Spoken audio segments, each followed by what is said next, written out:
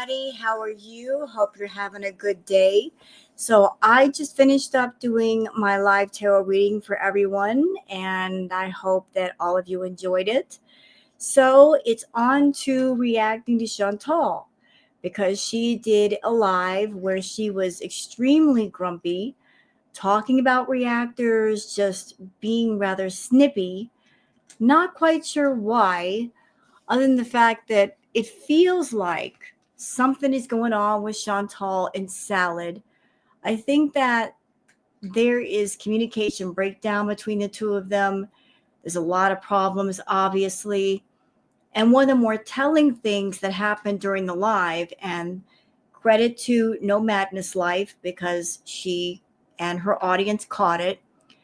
Chantal, at one point during her live, she muted the stream.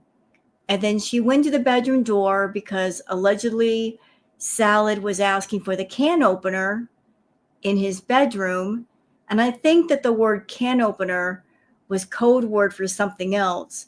She went to the door, she handed off something to him, and it did not look like a can opener because she did not go to the kitchen first to get said can opener. It looked like she was handing him a card. But she knocked on the door and the door was locked. It stayed locked for a good 31 seconds. So, if you're a married couple, why would you lock the door on your own wife? Unless you don't really want to be around them and you might be doing something in the room that you don't want them to know about, maybe talking to somebody on a secret phone, or maybe you just don't want them in your space. Whatever the case may be, it's just really weird that an alleged married couple, there's locking doors going on. Maybe Salad doesn't like her coming in and taking the phone, taking the keys, going through his phone. So he just wants his own private space away from her. Anyway, so she was in a bit of a mood, and I wanted to go over parts of the live with y'all as well as the Twitter stuff. One moment. Okay, so yeah, we're going to go over the live and also go over all the Twitter tweets and from the Twitter peeps. So, how about we just get into that? So, let me just go ahead and pull that up. It's time for the Twitter peeps.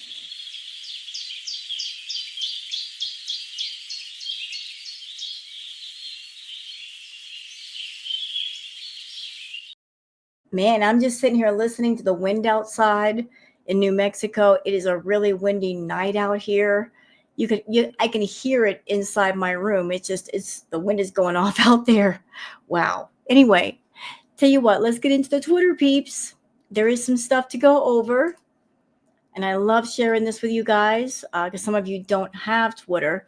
And this is a way for you to keep up with all the Twitter stuff without actually being on Twitter if you don't want to be there. So for those of you that are on Twitter and you'd like to follow me on Twitter, there's my handle, Wild Girl Sarah. Let's start here with a tweet not about Chantal, but Amberlynn Reed. So Carrie Lynn says Amberlynn just admitted that she has the vid, which she thought was cellulitis, the flu, or a cold. She's crying because she's emotional over it, saying she's scared since her grandpa died of it, and she's having trouble breathing. Girl World, send your thoughts and prayers. Well, I don't know if she has the vid.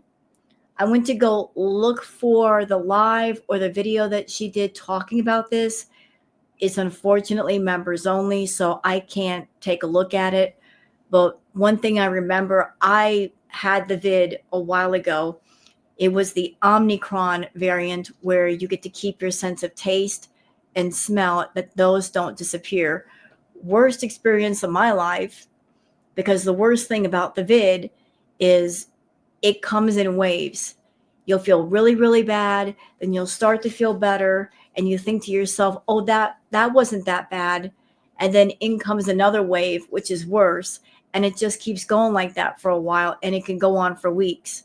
So someone like Amberlynn Reed, she would be in a high risk category. So if she's really worried about this, and if she's feeling really bad, she needs to get herself to a hospital. But I would just be interested to see if she had the members only live, if she had a lot of energy, because one of the things I remember about having the vid, it knocks your energy all the way out. You are so drained that you can't get out of bed. You don't really want to move. You just want to sleep all the time. You might feel dizzy. You might get a fever. Like you can't stand up. So I don't know if she's experiencing all of this or any of this, but if it's a vid, she needs to get herself to a hospital and get checked out. Your mom's emotional support carrot says, Chantal, not long ago you alluded to salad giving you roses for Valentine's Day. Suddenly flowers, teddy bears, and quote, all that crap do not matter. Salah is locking his bedroom door. You two are not in a good place. No, they're not. What happened, Chantal? What happened to my handsomest man buying me flowers for Valentine's Day? You know, the flowers that you bought yourself and you basically wrote on the card yourself. How do we go from I really enjoy Valentine's Day, I really enjoy showing off my handsomest man to everybody and him doing all these romantic things for me, and where's your husband and where's your romance, to suddenly I don't care about Valentine's Day. I don't want roses and all that crap. How do we get here? What happened? How did we get here? How do we go from a place of caring about Valentine's Day and romance to I don't care about Valentine's Day. I don't want flowers. I don't want candy. Well, you might want the candy part. And him locking his bedroom door. Tell me the two of you are fighting without telling me the two of you are fighting. Tell me that you two are done without telling me the two of you are done. You guys are done. You're done, Chantal. It's time to come home to Canada. Stop fighting it. Just let it happen. I don't see any good reason to be in Kuwait. There's no benefit to it. You might as well just give up the ghost, let him go, and come home. It just got to happen. And not just for a visit. You need to come back to Canada to live. Day-to-Day Ray and Nana Spike T says, now why would Foodie have to knock and wait at the bedroom door, especially if they share a room? Yeah, he's definitely in the master bedroom and she's in Harry's room. Clipped from No Madness Life. And again, credit to No Madness Life because she was showing this on her stream today. So let me just go ahead and pull up the clip in question. Hold on. Okay, so Chantal is sitting at her desk right now. She's about to mute the stream, and allegedly Salad sent her a message saying he needed the quote unquote can opener. Let me blow this all the way up. So there's a doorway right here. Here's where the door is.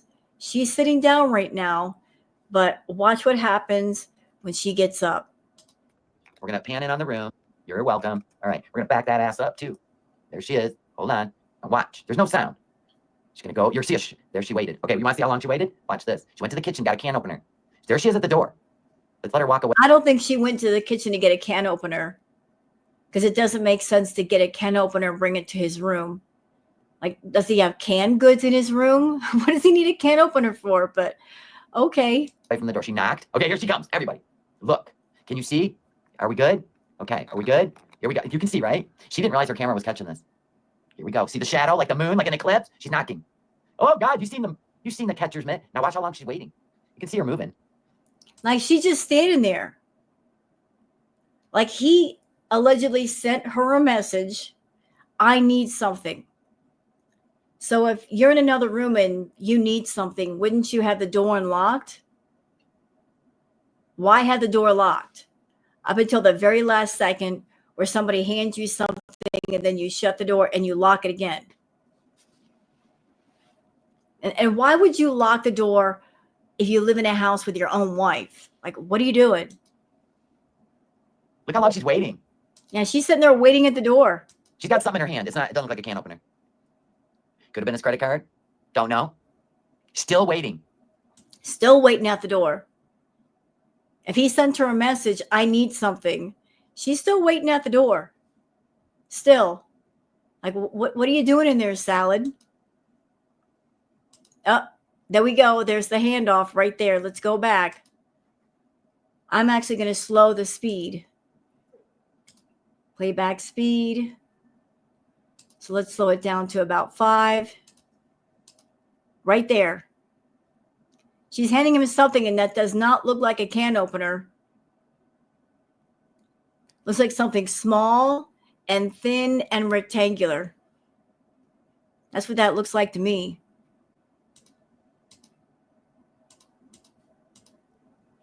Yeah, Back up some more. I'm going to slow it down some more. Okay.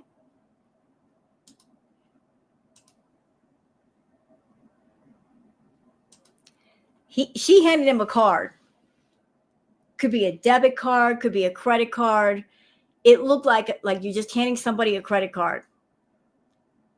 Because if it were like, say, a hand can opener, it'd have a much different shape, be long and rectangular and be kind of weird.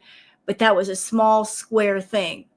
I've never seen a can opener that was small and square. Have you? Yeah. Yeah, okay. Can opener, my big foot. Can we just go ahead and put it back on this? Yeah, that don't look like a can opener. I think that was his card. Uh-huh. Knock, knock, it's Karma.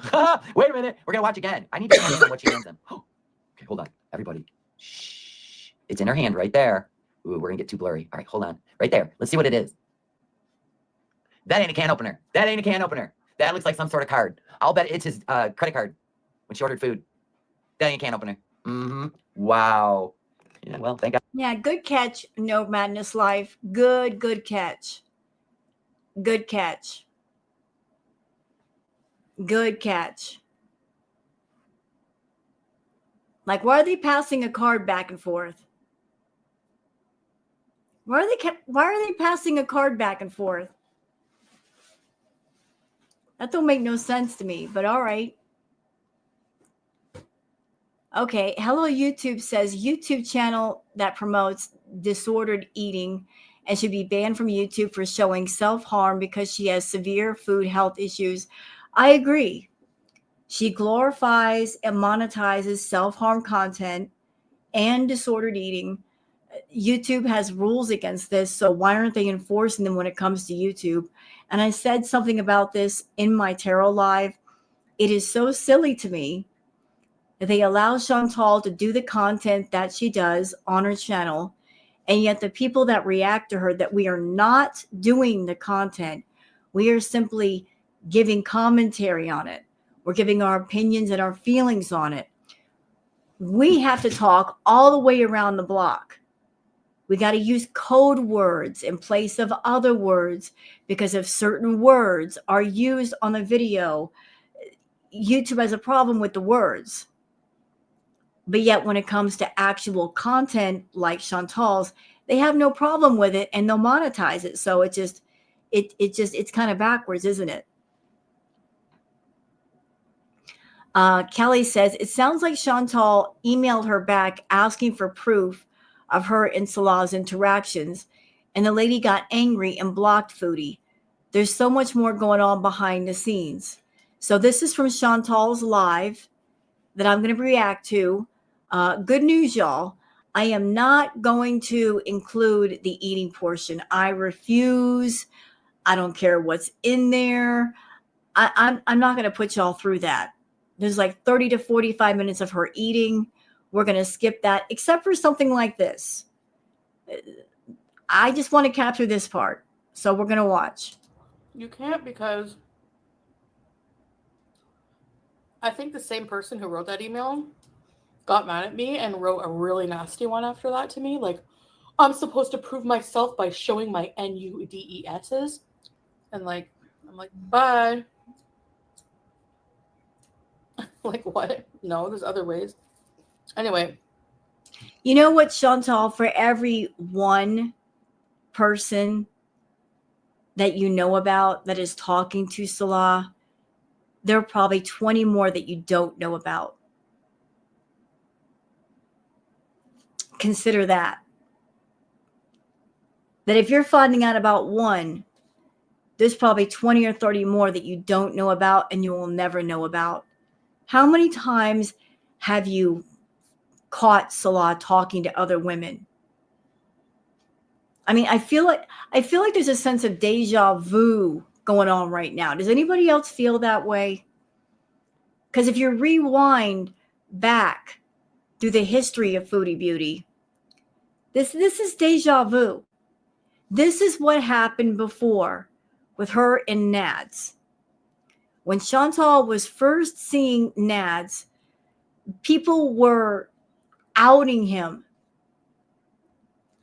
The fact that he was on different single sites and putting himself out there and advertising himself and saying that he was single at the same time that Chantal was saying that was her man. Like, he was being outed for that. And she was in complete denial. Oh, he cares about me. He loves me. And he was just having fun. And then she was finding some physical proof that he was seeing other people. You know, like the lady on the porch, the woman sitting at the kitchen table, him talking to other women on his phone. Same situation, different person. And still, with all the stuff that she saw and all the stuff that she heard, she still wouldn't let go. Even when Dee Dee came to be with Nads and live with him, and it was obvious those two were messing about, she still didn't let go. Nads was lying to her. Oh, she's just a friend. Yeah, she was a friend, all right, who ended up taking Nads and Dee Dee going back to Montreal and the two of them living together. So here we are again, Chantal, because you're in denial. Like you know you got another one of those on your hands, that he's got a roving eye, and yet you're not going to let go. And I think a lot of it has to do with ego. Like, you don't want your ego to take another hit. You don't want egg on your face. You don't want to look at Girl World and say, you guys were right. I was wrong. I'm an idiot. You don't want that much egg on your face, because with all the bad choices and all the bad decisions that you've been making, your face would be covered. Absolutely covered in egg, because of just sticking with this too long and not admitting the truth. But do as you will, love. Do as you will. I don't give a crap what anyone says. You can't, because I think the same person who wrote that email. Okay, we've already seen that. Mrs. Flupa Booty says, so Chantal said in her live today that she paid off her bankruptcy. Is that so? Well, I would believe that if she hadn't spent the last almost 3 years in Kuwait, eating her way through Kuwait. If she had buckled down, if she had gotten on top of her food problem and spent the food money and given some of it to the government where she owes it, by this time, I would say, yeah, that might be a possibility. But we know how she is. If anything gets paid for first, it's her addictions. She makes sure to always have money to cover her addictions. That's number one priority. And then everything else is secondary, including salad. So if her bankruptcy is paid off, then that means she's able to go back to Canada and start over, right? Like there's no reason not to go. I don't think she paid off her bankruptcy. She's one of those people that if she can get away with not paying you, she's not going to pay you. She'll run to the ends of the earth to keep from paying you if it means she gets to keep the money in pocket and do something fun with it. Okay, y'all check this out. This is something really cool from Massimo. Waste material can still be useful. So this is like a spool thing from a construction site. And this gentleman is constructing a table and chairs just using this one spool. So you can see right here, like he's making the chairs, the benches, adding some pieces of wood to form the legs. See? All off of one thing. So off of one thing, you can make a table and chairs. And you can finish them up any way you want to, and then stick an umbrella in there, and voila, something nice for your garden. What a creative idea. Well done. Absolutely well done. Okay, Mo Translate says, Chantal's outfit of the day. This was a brief look. She was ragey today.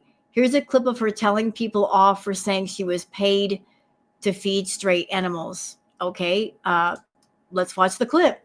Who's paid to feed who? I was paid to feed them? No. Yeah, you did. Hold on. Who's paid to feed who?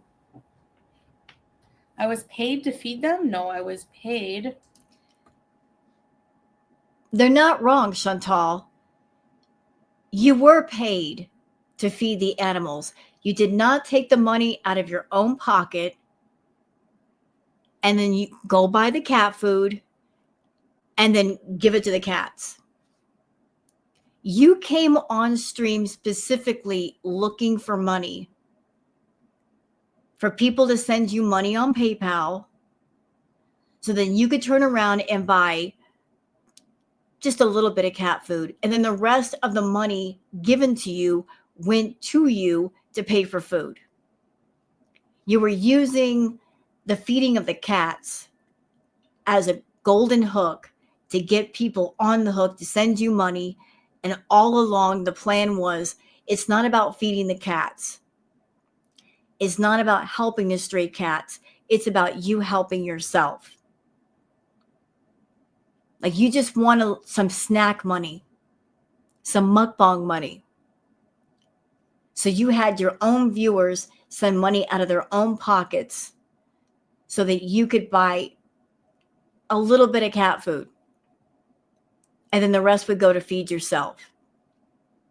And by them sending their money to buy that cat food, on top of the money that you would receive from people on PayPal, you could turn around and make content for YouTube, which would further give you money. So you were double dipping, weren't ya? Yeah, you were double dipping. You're getting other people's money, and off of their money, you're making money. You weren't doing things out of the goodness of your own heart. You were doing things out of the hunger in your stomach. But you can't come right out and tell people, hey, can you send me money for a pizza? Can you send me money for a mukbang? No, you got to make it look like you're doing a good deed. Well, it's not a good deed if other people pay for it, if other people are financing it. And for the record, just so we're clear, since I'm a cat mama, cat food does not cost that much. 2 bags of cat food will cost you what? All of like $10? And you got $60? So what about the other 50? Oh, that's right. That went for you. That's your commission for doing your good deed. To buy food and stuff. But why are you even complaining? You didn't donate to the people who donated, the 3 people. No, there were more than that. What about that one other donation that you didn't talk about? The person that sent $30 for cat food. Don't want to talk about that, do you? Never said that I had to do it every single day until the food's gone. So calm your nerves, buddy. And if you're bored, then leave. Like, I don't know what to tell you. Of course you don't, because you're a scammer. Scammers don't like people calling them out for their scams. Nellie says, because you bought them. Let's watch. You guys saw me, like, couple of years ago when I was in a different situation. Like, I was always on rugs because they were there. And how did they get there? How'd you get a hold of the party favors? Because you bought them. You bought a lot of them. You were making trips to the outhouse to pick up some of your party favors. You were going to Natter's place and he was Mr. Dr. Feelgood selling them to you. He even told us that. Remember? I remember. I remember a stream that you did where you talked about buying $4,000 worth of, let's just say, nose powder. You know, the kind that gives you energy and keeps you up all night. You telling us that you bought $300 of, let's just call them pizza mushrooms. You know, the funny ones that make you see all the funny colors on the ceiling. Yeah, he was making money every which way off of you. You were paying his rent. You were paying his bills. You were buying him food. You were paying the phone bills, buying him clothes, buying him anything you wanted. And he has a secondary income with you buying the party favors from him. He was your hookup. But you were buying a lot of party favors. And let's not forget about all the money that you spent at the dispensaries. You spent thousands of dollars buying stuff at the dispensaries, Chantal. Not just the green stuff, but all the candies and the chocolates and the shatter bears and everything else you can get your hands on. You were going hog wild with everything. You have money to burn and it burned a hole in your pocket. This was the life that you wanted. This was the life that you chose. Everything that happened was due to a choice that you made. But you're making it seem like my life was so bad that all these things were going on and I had nothing to do with it. You had everything to do with it. The way that you lived, the things that you bought, the things that you consumed, all started with a choice you made for yourself.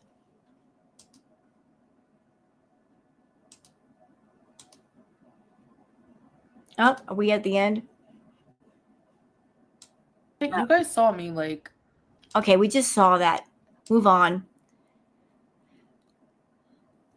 All right, something fun from Kat, content that'll heal your depression. Kat has always suffered from anxiety. This is a beautiful story. So this cat had anxiety, and she didn't like covered spaces like the little cat houses. Cat didn't like that. But then the cat got a little companion, a kitten.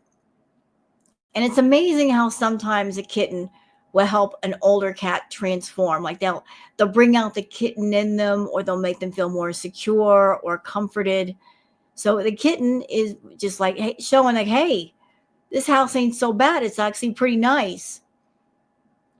And the older cat's like, well, I didn't like it, but since you went in it, it must be okay. So now the older cat, Nala, thought it's a safe space. I can come in. After 3 years, the cat liked the pineapple house. So I think that's great. Animals can sometimes be healing to each other. Speaking of cats with powerful aura, cats versus all creatures. Cats are the masters of F around and find out. So here's a cat taking a piece of meat from inside of an alligator's mouth. I'm telling you, they're fearless. And cats have no fear. They got claws and fangs, and they're not afraid to use them.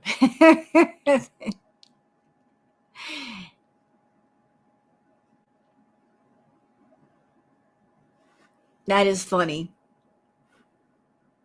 Like, cats are not intimidated by anything.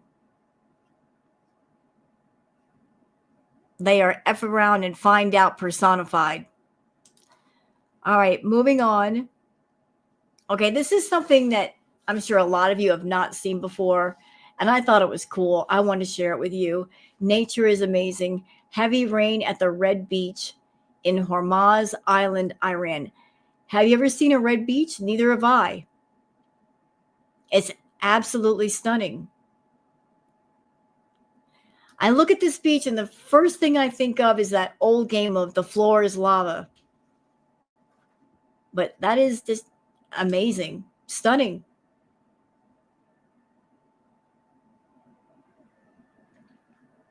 Okay, this is courtesy of Mrs. Floopa Booty, and this is so funny. Mrs. Floopa Booty says, considering the cat situation, I don't feel all that bad for posting this. Might delete later. We'll see. It says, roses are red, violets are blue. There's a hot woman in my bed, and she isn't you. Happy Valentine's Day, babe. Perfect. T says, I am 100% convinced Foodie Beauty started reading that fake email to distract her beezers from asking her why she is not out feeding the cats on Sunday. As per her, Sunday is quiet, so it would have been perfect to drive around and feed the cats. Yeah, some people have been saying that this whole thing with the email came about because she's distracting people from the fact that she got all kinds of money for the cats and she's not been going out and feeding them like she promised. And I agree with that. Your mom's emotional support, Carrot, says absolutely perfect. And this is courtesy of Bad Seed.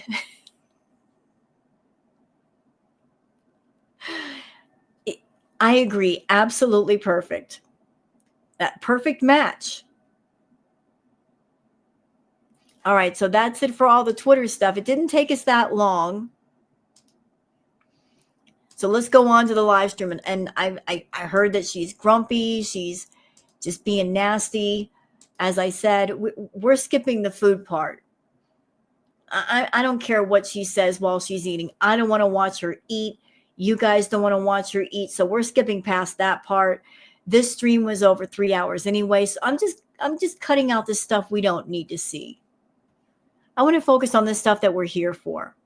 So just take it away, Chantal. Say what you got to say. Exactly, Tracy. And until then, they can keep bitching. I don't care. I don't care. They didn't even donate. Like, what the fuck? Shut up. It's always the people who don't that always have the most to say.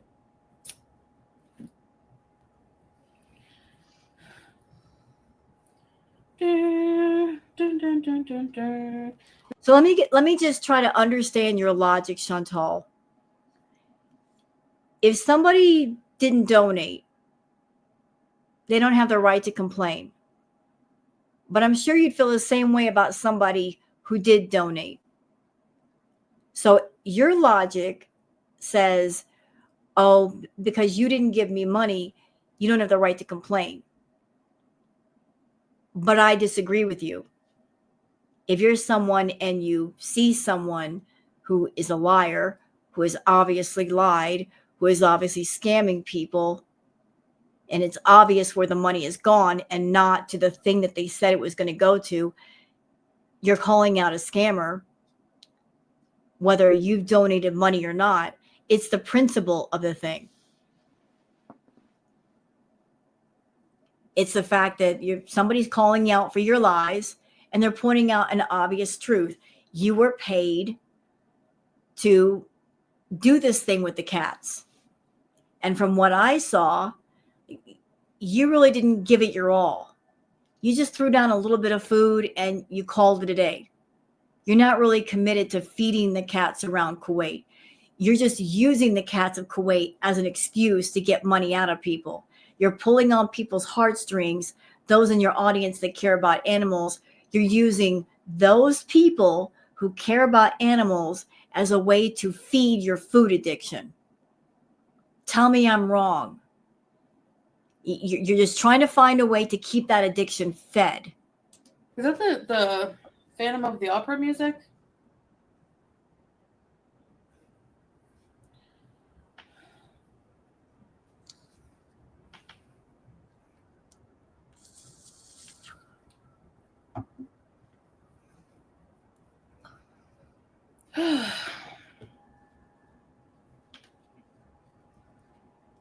Okay, hot tea. Yes.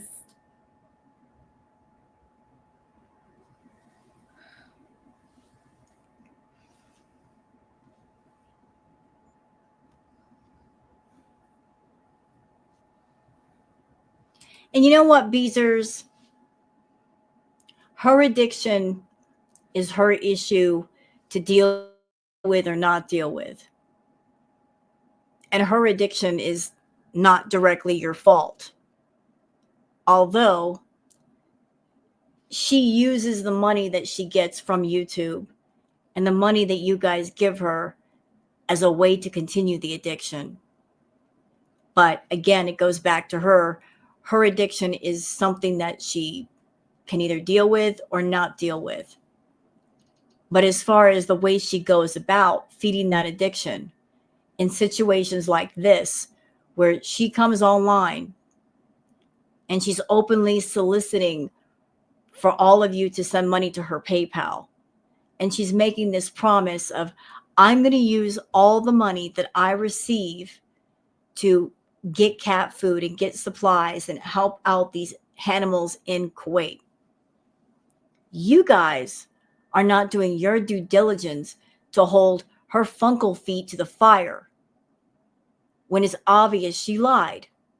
You're not calling her out enough for being a scammer and a liar. You're basically handling her with kid gloves. She got the money through PayPal. She broke her promise to you about, we're going to go to Pet Zone.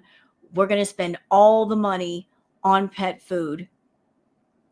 She made sure to do her mukbangs.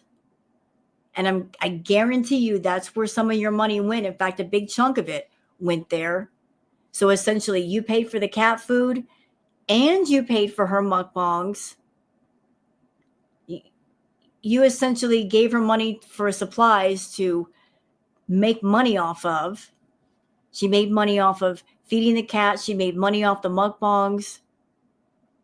You guys didn't hold her feet to the fire for that when you should have, because it's your money. She didn't just get her YouTube paycheck and use 20 bucks or so to buy cat food. She came to all of you and said, can you send me your money? And then she took that money and fed herself and then made money off of your money making YouTube content. But y'all are over there kid gloving her and coddling her and not calling out for her lies and her scamming. Yeah. And do you know what happens when you're dealing with a scammer, a liar, a manipulator, when you kid glove them and you handle them gently and you don't call them out? Do you know what happens? The boundaries get pushed back. And in their mind, they're going, suckers. They'll give me anything I want. And they won't call me out and they won't yell at me and they won't punish me. There are no consequences for the wrong that I've done. Therefore, I'm going to go do more wrong the next time. I'm not going to stop my bad behavior. I'm not going to make a good choice. I'll continue making bad choices and get away with it because they'll let me get away with it. Yeah, we go out there, and whenever we go, we have the food, we can feed them.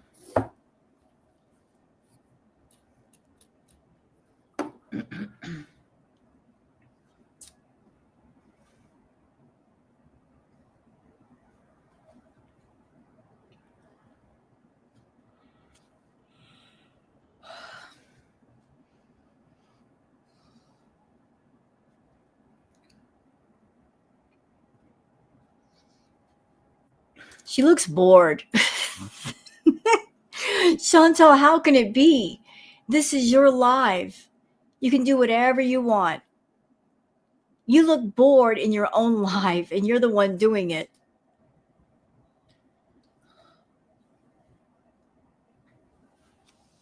Look, she's not saying anything. Instead of bitching about how I'm feeding stray animals, is there maybe a hobby that you could get?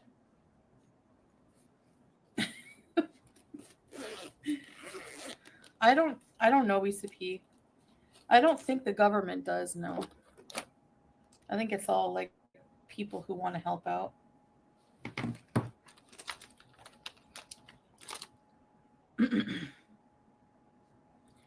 Breaks of 30 minutes. Yeah. Honestly, I don't think anybody should be helping her out feed the cats. I really don't think so. If it matters a lot to her, she'll do it herself. It doesn't cost that much to buy a couple of bags of cat food if she's got money for takeout every single freaking day and she rarely cooks at home. If she's buying KFC, pizza, burgers, she's spending $30, $40, $50 on fast food at a time. She's got money for 2 bags of cat food. And depending on how many times she goes out a week or a month, those could last a while. Because she's not one to sit there and use up a whole bag in one trip. And what if she did?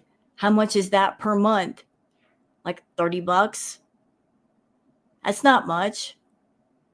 Not with the YouTube money she's making. Not with the Foodie money she's making. If it matters to her, let her do it. Don't give her money through PayPal for her to buy cat food and pay for her mukbangs. Y'all, come on. You're giving money for her addiction. I mean, let's be real. That's what it's really for. She's not going to come out and say it. She's not going to be honest and say, like, the cat food is just an afterthought. The cat food is just, it's the cover. It's the veil that I'm using to cover up the real reason why I'm asking for your money. I'm appealing to all of you pet lovers, all of you animal lovers, those of you that have a tender heart. I'm appealing to you because I know that that is a strong way to get you to open up your wallets, open up your purses, bring out that debit card, bring out that credit card, send me something through PayPal. I'm disguising it. It's not for me, y'all. It's for the poor, hungry animals. No. She's not about feeding the animals. She's about feeding one animal herself. She's about feeding her addictions. Rule number 1, when it comes to somebody who's got a serious addiction like Chantal, the last thing you should be doing is giving an addict money. Because if they're an active, raging addict, they're not in recovery, but they're active in their addiction, guarantee you 1,000%, that's where the money's going. They're thinking about the addiction. They're feeding the addiction. And they will lie. They will deceive. They will steal. They will do whatever it is they have to do to keep that addiction fed, if it's bad enough. I mean, there's all kinds of ways she could set things up to where you know your money is being spent on the cat food. She could set up an Amazon wish list where you could just buy it directly there or have it shipped to her house. There's all kinds of ways to do it where the money is specifically being sent on that thing. But she didn't want that. She wanted the cash. And I also want to point out an incredible, strong coincidence. Isn't it something that before she started talking about wanting the cat food, Beezers, put it together. Yes or no? Was she not talking about Lisa Richards on TikTok? Lisa Richards is somebody that she's got a bad substance problem.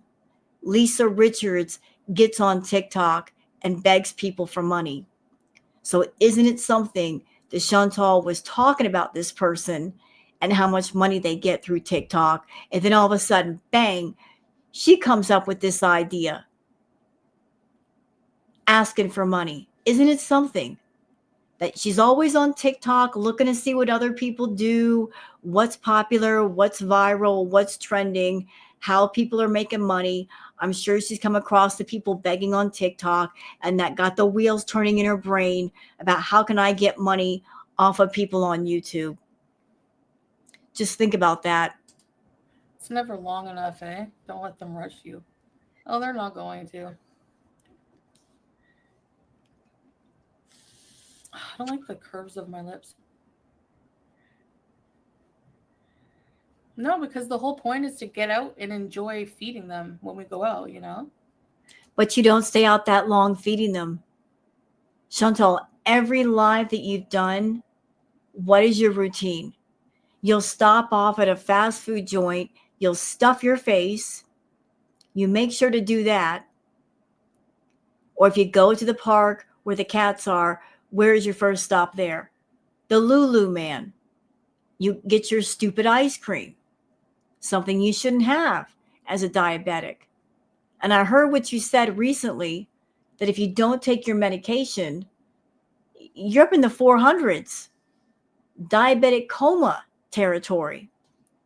That you have to take your medications and your insulin, or else your blood sugar gets dangerously high. Girl, you don't need that ice cream. You don't need those carbs.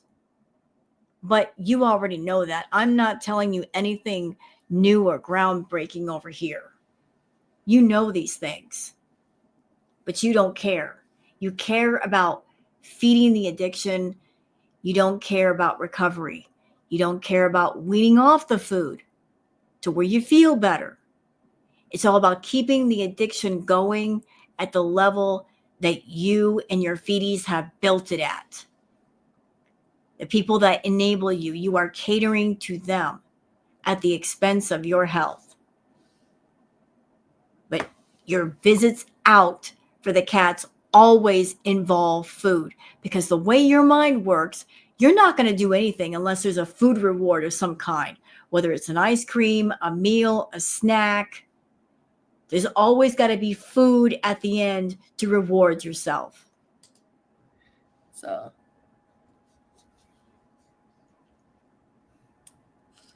like, there's not even any reason for drama over it. Like,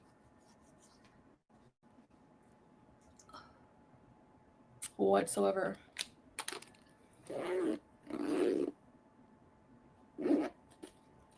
You want katsu? Chicken katsu is so good. What do you think is the root of the problem? Are people? No, there's most of them are not fixed. Yeah, I have no idea. I wasn't looking to like solve all of Kuwait's strays problems. I was just looking to do a little bit of helping, you know. You know what you could do, Chantal, and this idea just popped into my mind. If you want to help the stray animals, I don't know if there's any organizations or shelters or anything in Kuwait, maybe some private groups. You could buy bags of cat food or pet supplies and drop them off at the shelters to help with the animals. If you don't want to be bothered running around trying to find cats to feed, you could just drop supplies off at the shelter. But I guess that would mean you couldn't make YouTube videos for your channel and make money off of it. You're concerned about food, and you're concerned about making money with content involving food or animals. Like, so that points in the direction that whatever it is you do, you're looking to get something out of it. It's not about the kindness of your heart and doing a good deed. It's about, what can I get out of this? What is my reward? What's my reward for doing this? That's not the act of goodness or kindness. And other people wanted to donate and thought, yeah, I think it's fabulous that you're feeding. Thank you. Oh, water.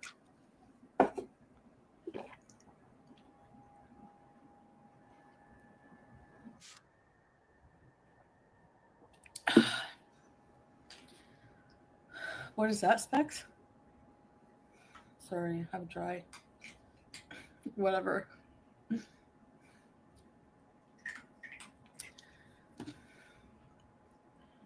Okay, so this person, Roadie Girl, says, why in the F are people up your butt about feeding cats? It's not like you're asking for money for party favors. Wrong, Roadie Girl. She actually is.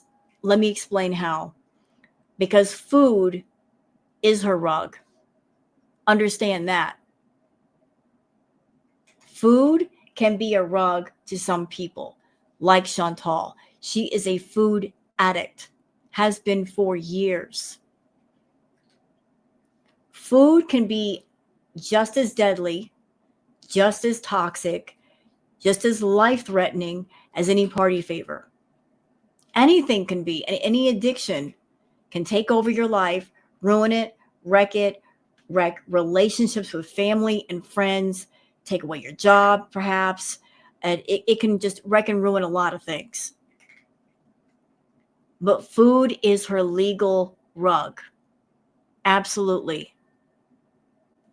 And she's built up the level of her addiction to food so high that it's at a level now where she can't satisfy her cravings and her hunger by herself. She needs help to keep it at the level in which she has built it.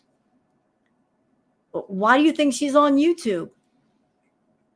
If something happened to YouTube tomorrow or her channel tomorrow, and she wasn't making money off YouTube or Cameo or whatever it is she's doing, if she had to go get a regular job, the money that she would make at that regular job would not be enough to satisfy the level of food addiction.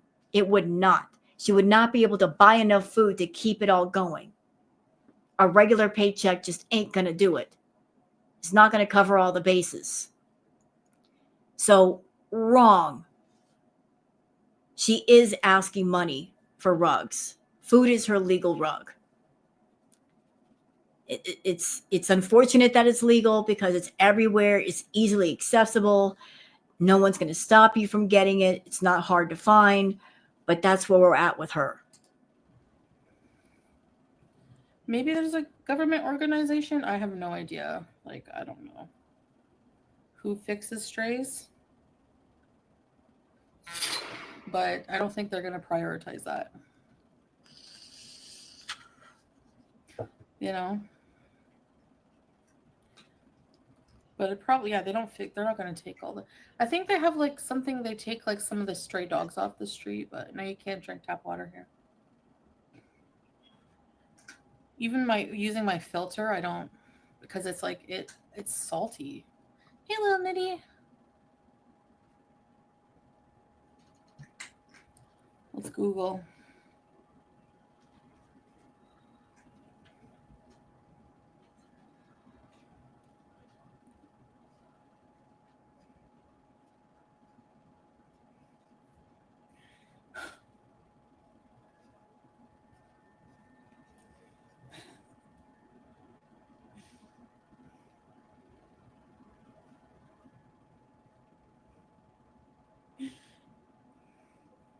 Stylish Irish Trish says, sadly, it's a problem everywhere.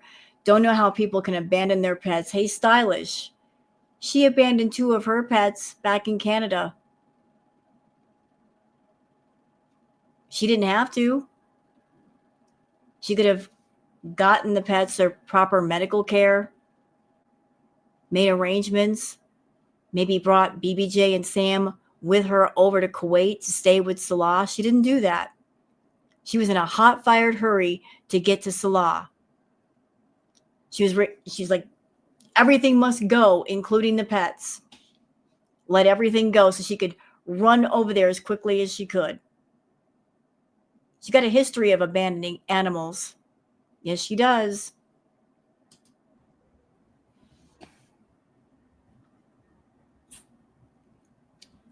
Okay.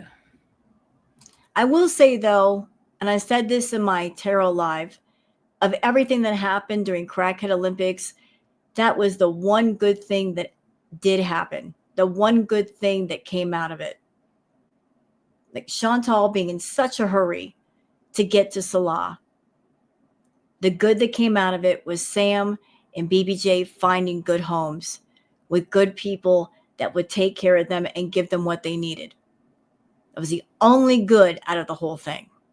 So everything aligned the way that it did. And I'm so glad that Sam and BBJ are in better places.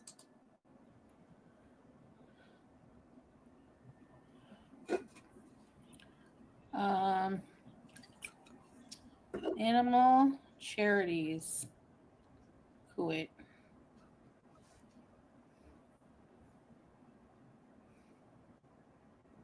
There's a shelter for domestic animals, farmhouse, pause, and animal rescue. So there's an animal shelter. There's some animal shelters, yeah. That's all I found was like 2. Wow. You know, I'm looking at her chat right now and I'm like, why is it not moving? You must have not had very many people in your chat, Chantal. Look how slow it is. Oh, 3 homeless shelters? But I don't think they're run by the government. I think they're like private. You know what I mean?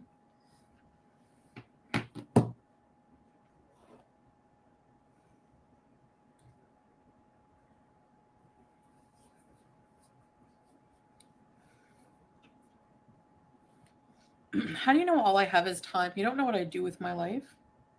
Just go away. What the fuck? Get out of here. Even with charity, they can't get everyone. Exactly. Go feed cats. If you're whining about it, go and feed cats yourself. Like, Jesus.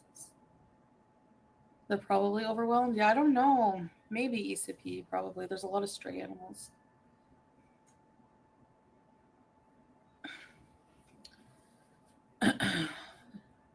Yeah, sushi girl, bye. Yep. 100%. That's right. See ya. You're always negative and rude in my comments too. You don't need to be here. Called out for what? For not going like every single day whenever somebody thinks I should be to go feed the animals? You know, Chantal, since you spend so much time indoors and being inside a lot, just being cooped up can lead to depression. You know, just getting out of the house, just getting out in the fresh air can make you feel better. And since you like to pet every stray animal, every stray cat in the world in Kuwait, you could get out and feed the cats every night or every day. Just use that as an excuse to get out of the house, get moving, you know, like smell the fresh air, go to the beach. Like if you're looking for a reason, that might be a good reason. Because I just don't see how staying in the house is helping you. And making drama out of nothing? Bye. Out of here. Like, they don't do anything. They don't donate. All they do is sit and bitch. So go bitch somewhere else. Go to a reaction channel. Nobody cares. I carry food in my car. That's where I left it too, yeah. I don't like. And Chantal, I wouldn't say what you did was donating. I would go so far as to say you didn't donate anything. You didn't take money out of your own pocket to do what you did. You took money out of everybody else's pocket. And with that money, you fed yourself and you made money with the content that you made filming yourself doing it. So it wasn't a true good deed. It was paid for by other people. Other people paid for the cat food, and you made money off of their money, putting stuff on YouTube. Going out every single day. Aw, really? Thanks, Samantha. You too. I'm okay. Yeah, same. Some people in here poke and poke until I tell them to F off. There you go. F off. Bye, Felicia. No, exactly. They don't do anything. They just sit there and judge others. Exactly, Layla. Like, give me a break.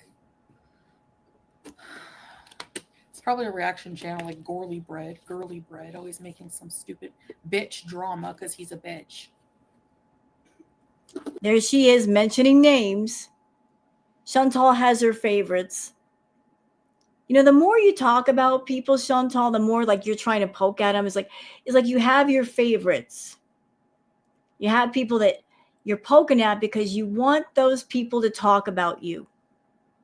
You really do. And I'm going to tell you this right now, madam.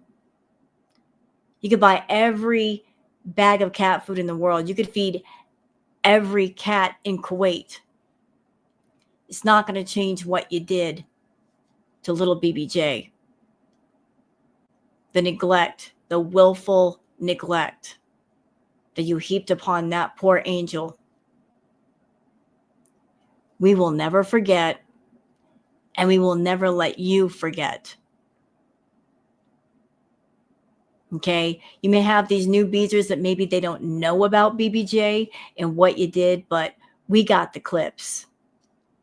We got all of them. You hate that about Girl World, the fact that there are clips out there that you provided. And there are medical records courtesy of French Fry Girl when she took little BBJ to the vet. All the things that were wrong with that poor baby. The fact that the ingrown nail situation happened twice. Once with you, and then it had to be taken care of a year later because of you. When FFG took BBJ to the vet, there were 5 ingrown nails in her paw pads. Excruciatingly painful. She had kidney issues, arthritis, UTI so bad she was peeing blood, mats so severe in her fur that it took more than one visit to get them out because of her age. She could not be put under to get them out. Dirty, infected ears, rotted teeth. She was a mess from tail to head. There was so many things wrong with BBJ. Willful neglect. And this was during the time that you were making $20,000, $30,000 a month. That baby should have wanted for nothing. Same with Sam. We're not going to let you forget. You may want to bury all the wrong that you've done with this image you're trying to create with your new beezers. Trying to act like you care about all the animals in Kuwait, making a point to act like Snow White and go up to them all and want to pet them. But that will never erase the neglect that you're guilty of, that you did back in Canada. It's not going to make it go away. You did what you did. And we know about what you did, and we got proof of what you did. You're never going to erase that stain on your soul, ever. I'm still in Kuwait. I haven't been arrested or kicked out for my diabetes or bad driving, girly bitch. So what? A lot good your freaking sanctimonious sportscaster rants do. Loser. Hey, Buttercup. Picking on the same women over and over again over nothing is incel little freaking zub energy, okay? That's what it is. Hey, Tammy. I'm having a good day. I'm having a great day now. You know, Chantal, just because you haven't been arrested doesn't mean you haven't done anything wrong. It just means you haven't been caught yet. But all it takes is one time. You shouldn't be driving because of your bad vision. You've got bad eyesight and you drive at night. Do you see these? These are reader glasses. The glasses that you put on at night are about the same. They're not the prescription that you need. I don't know what your eyesight is these days, but you shouldn't be driving. Between the bad vision, not being able to turn your head, your stomach up against the steering wheel to the point where you can't turn the steering wheel, you shouldn't be driving. Dangerous, distracted driving when you're live streaming. And that's not even counting in the fact that you've got bad health problems. What if you have a medical event while you're driving? You could hurt yourself or somebody else, but you don't care. You're out there getting your snacks.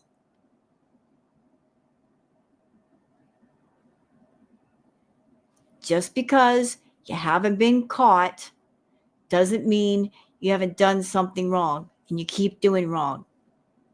And if you keep effing around, you're going to find out. I'm not upset, Aurora.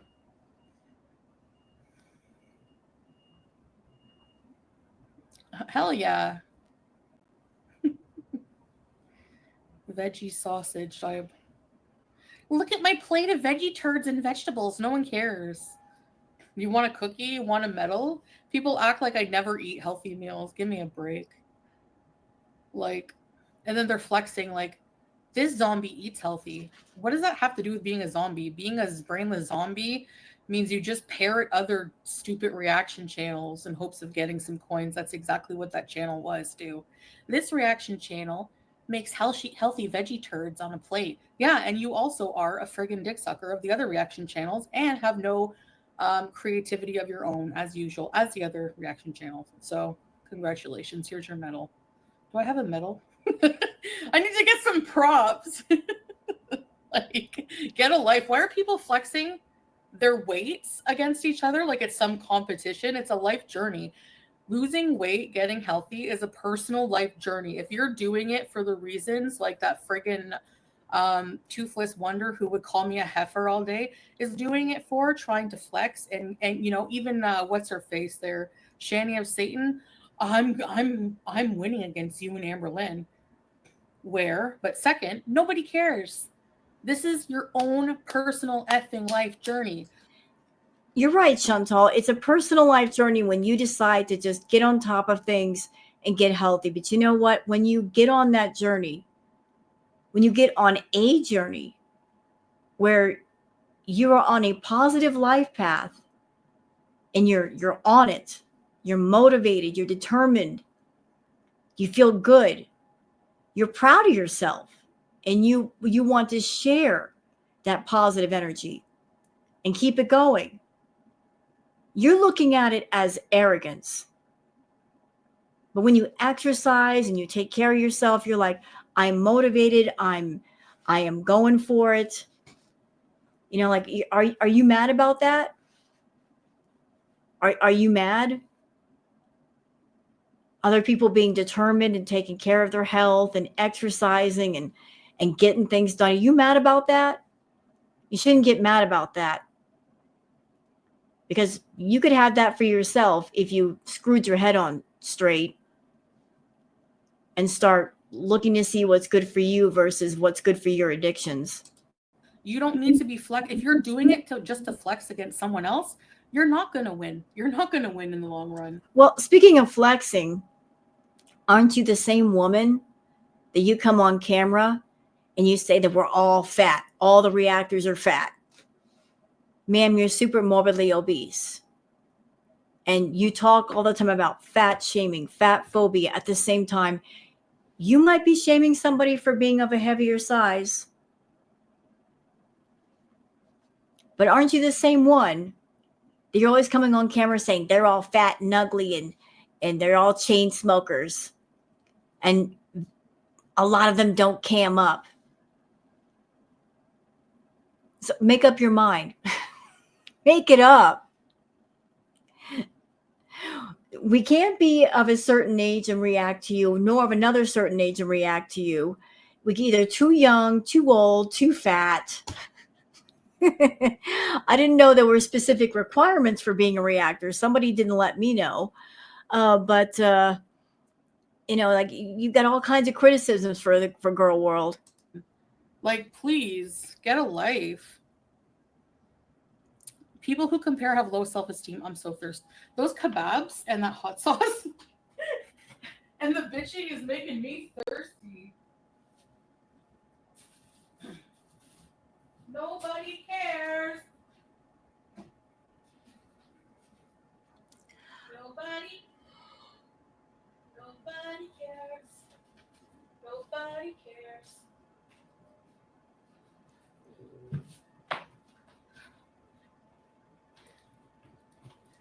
And then Sushi Girl. So it's very interesting. Issa P says comparison is the thief of joy.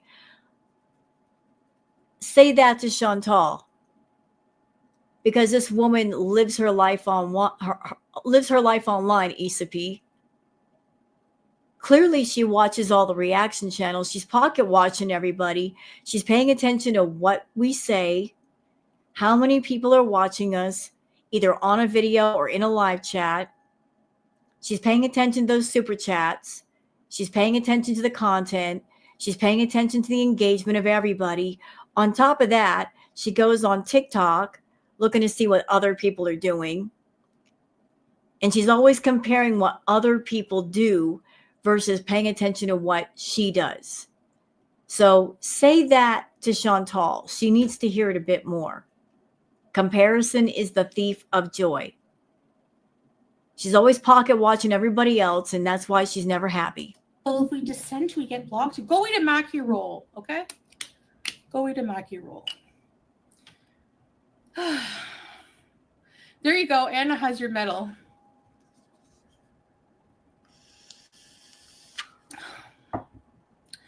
It is the thief of joy.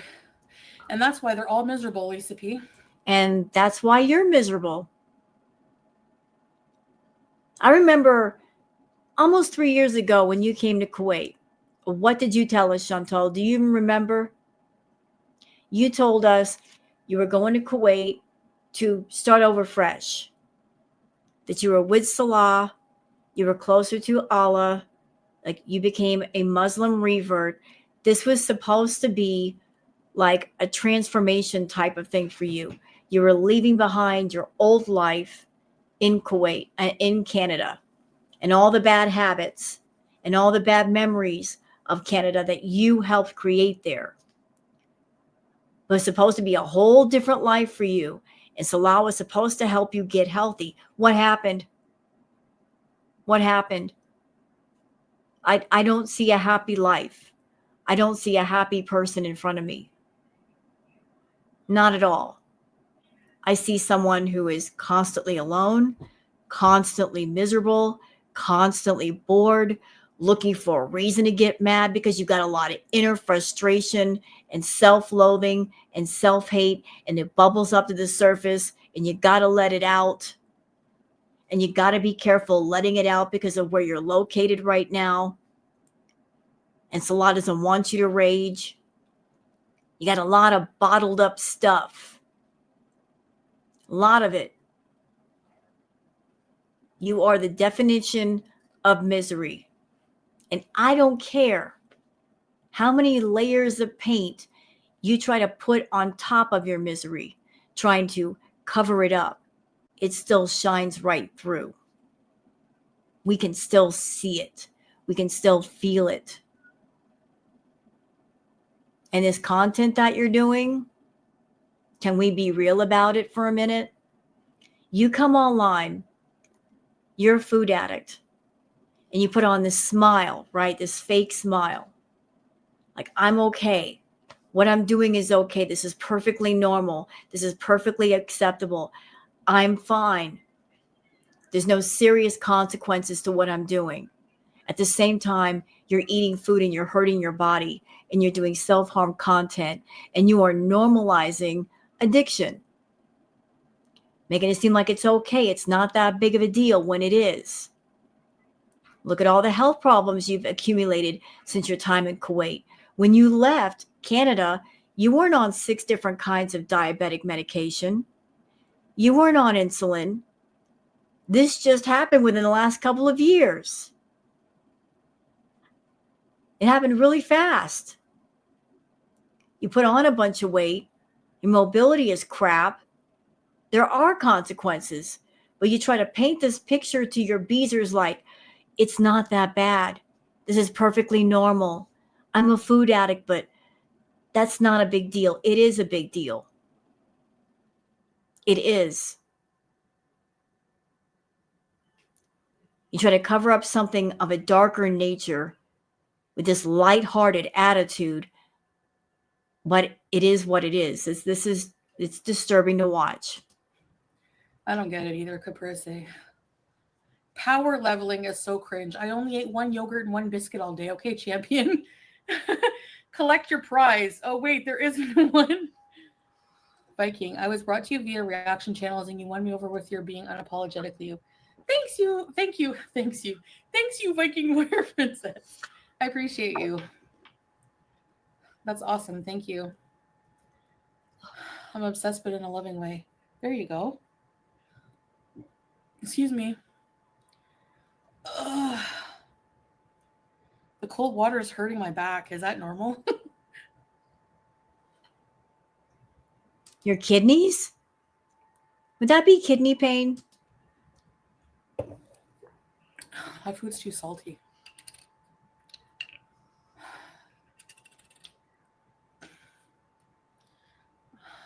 My face looks weird. I don't know why. Thank you, Viking Warrior.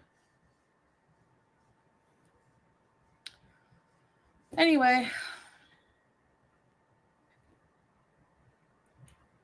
I think you being angry puts people in a bad mood in chat. I'm not angry. Honestly, I'm not. I'm not like emotionally affected. I'm just like telling people off that deserve it, you know? Thanks, Corrine. No, but there's not a single person in the world, though, that everybody loves. Like this, it's not. Thanks, Stylish. I have makeup and there's filters. I had to take out yesterday and the food was so salty, my fingers swelled. I had to take my ring off. Get out of here. What did you eat? The way I'm speaking. That's how I came to. YouTube suggested a reaction channel, and the more I watched, it actually sickened me. I came here, and now I'm a beezer. Alhamdulillah. Thank you, Lily. Hey, Stink. I appreciate ya. See, that's what having a brain of your own is. You know? But you don't support people having a brain of their own. You support the hive mentality, where you're the queen bee. And everybody's supposed to fall in line behind you. Whatever it is you're thinking or feeling at the moment, they're supposed to go along with it and say, yes, Chantal. Anybody who has an opinion, even politely given, is wrong. You could say something 1 minute and then turn around the next day and change it, and nobody better question it.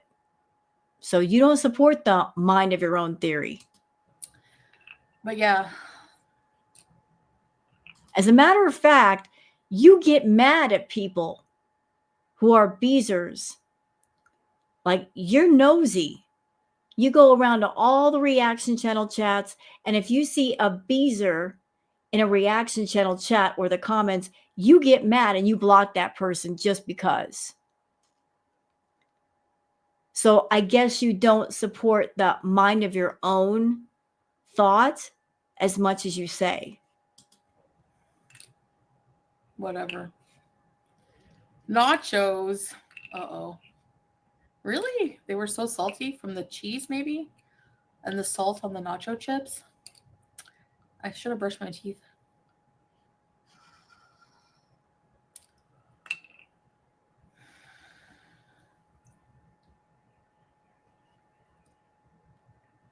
Why is somebody asking her this?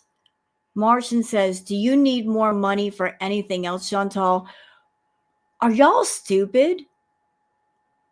Why are you guys giving her your money? Why are you offering it up? I'm asking this on the basis of sense and sensibility. She's on YouTube. She doesn't have a regular job. YouTube is her entire income. She makes money off of YouTube. She makes money off of Cameo and the private stuff she does for her feedies. And trust me, she's got quite a few clients. She's got a client list. She's got a few that are her main feedies, the big money whales. So let's put all that together. She's got the YouTube money, which I don't know how much that is. And honestly, I don't care.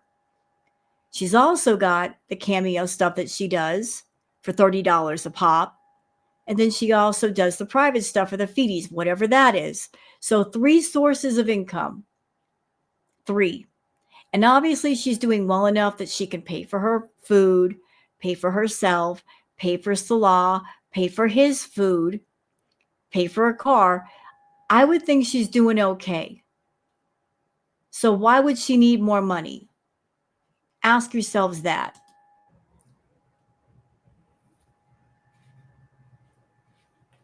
The thing is, like, I don't yell at people who, like, I don't have a bad tone with people who, yeah, people are deliberately provoking her in chat to get a rise out of her. Right. Like, I don't know. I'm not angry when I, like, reply like that. I just, I don't know, being sassy.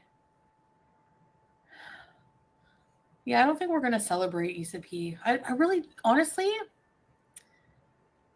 Valentine's Day, I feel like, is just a load of crap, She didn't used to say that. What happened? She was really big on let's celebrate Valentine's Day. I want Salad to act as if he bought me flowers and we're going out and doing something for Valentine's Day. What happened? I guess things are really broken down between those two. What happened this year that didn't happen last year or the year before? Is he just want to stay out of the picture, Chantal? know? Like, who cares about teddy bears and flowers and stuff like that? Like, You do. You do. You do, Chantal. It's not so much the flowers and the teddy and the chocolates. It's you and your huge ego because you're always trying to press on all of us. I am adored by some man. Some man really loves me, and here are the tokens of his love. I have to appear as if I'm wanted and admired by somebody. They love me so much. They went out and got these things for me, or we had a romantic date. You want to shame those of us that are single. You're not a woman, or you're not a worthy person unless you have a partner, right? That's your attitude. Where's your husband? Where's yours? He's in the bedroom with the door locked. He don't want you there. If he did, he would let that door open. What's he doing in there that he's got that door locked, Chantal? Ask yourself that.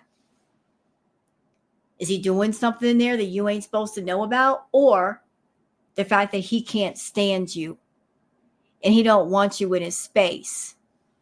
He wants to be left alone.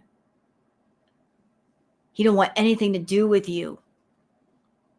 He don't want you coming in there and taking his phone or his money or looking through his messages. He's tired of the control. So being in the room by himself, he's got a smidge of control. He can keep you out of it. And that's good enough for him for now. I don't know.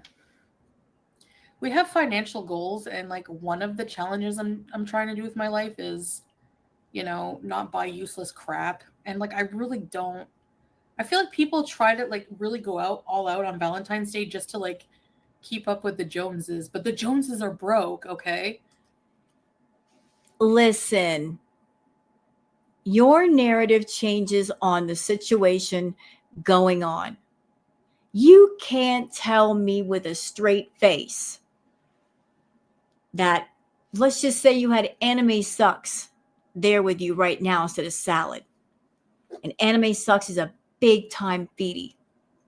That if Anime Sucks was your guy and he wanted to do this big, huge deal with you where he brought you roses, tons of candy, all the fast food you could scarf down your throat, make a big deal of it, you would not be delighted. You would be. You would be delighted with the adoration on top of adoration on top of adoration. Just you would eat it up like candy. You're only saying that because you're around a guy that clearly is not into you and doesn't want to be into you and doesn't want to do anything romantic with you. So therefore, the narrative is, I don't want to do these things. You don't want to do them because he doesn't want to do them and he refuses to do them. He wants to be left alone.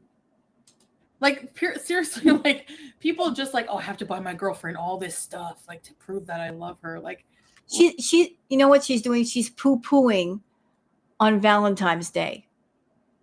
You see that? She's condescending, a little condescending tone.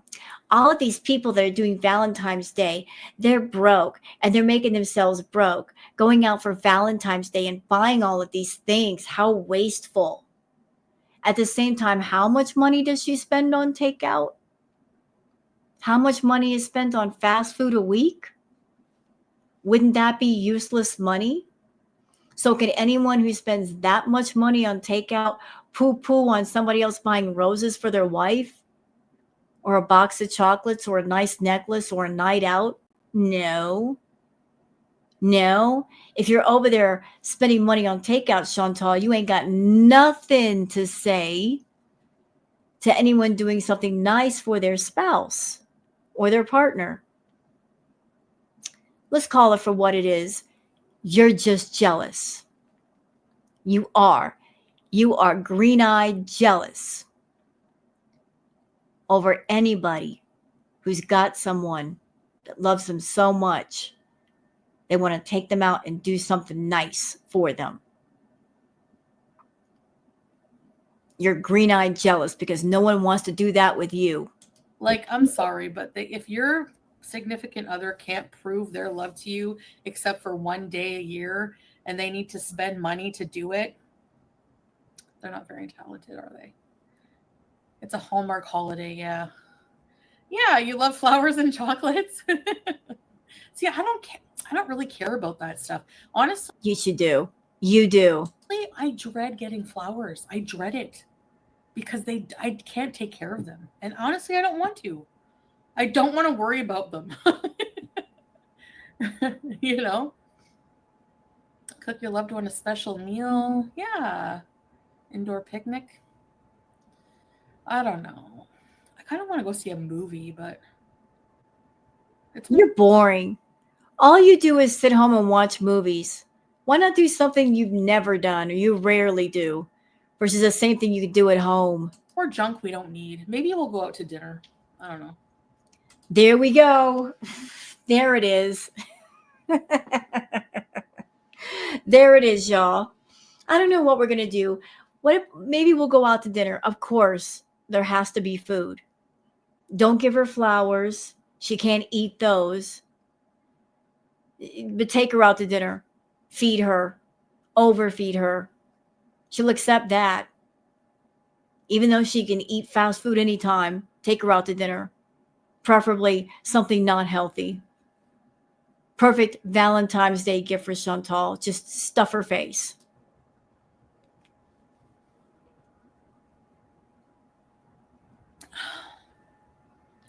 Members only chats? I would do those, but Ooh, Sock Beezer asked a good question. He said, so why do a Valentine's Day cameo? If you don't believe in Valentine's Day, why do a cameo? honestly, there's haters who become members just so they can stream the content. So it doesn't really, and the chats are very small when I do members only. That's the real reason why she won't do members only. She just said it. It's not that she cares if reaction channels or other people have a membership just so they can react to it. That doesn't bother her. What bothers her is the idea of if she does a members only stream, there won't be as many people. She's broke. She needs as many people watching her streams as possible. She doesn't like the low numbers. That's why she won't do members only stuff. So it might be kind of boring. It's already boring. This is not members only, and this is still boring. Chantal, you yourself look bored of your own life. You don't look happy to do this. You look bored. Honestly, I'm not being hateful. I'm not being mean. You look bored. I'm listening to you. I hear you drumming your fingers on the table like you're bored, you're restless, and this is your live. Valentine's Day cameo. Yeah, sure. I can help you celebrate someone else. Hey, Annelle. It is, Laura. I'm so thirsty. I shouldn't have eaten that, maybe. Chantal, do you know why you're always so thirsty? That, I'm not a doctor, but that points in the direction of really high blood sugar. When you're a diabetic and your blood sugar is really, really high, you will get excessively thirsty. And you, madam, you're thirsty all the time. Maybe due to the fact that you're always eating those doggone carbs. If you put the fork down and stop shoveling the carbs down your throat, maybe you wouldn't be as thirsty. Made me really thirsty. Oh, that's nice, 7-Eleven Beezer.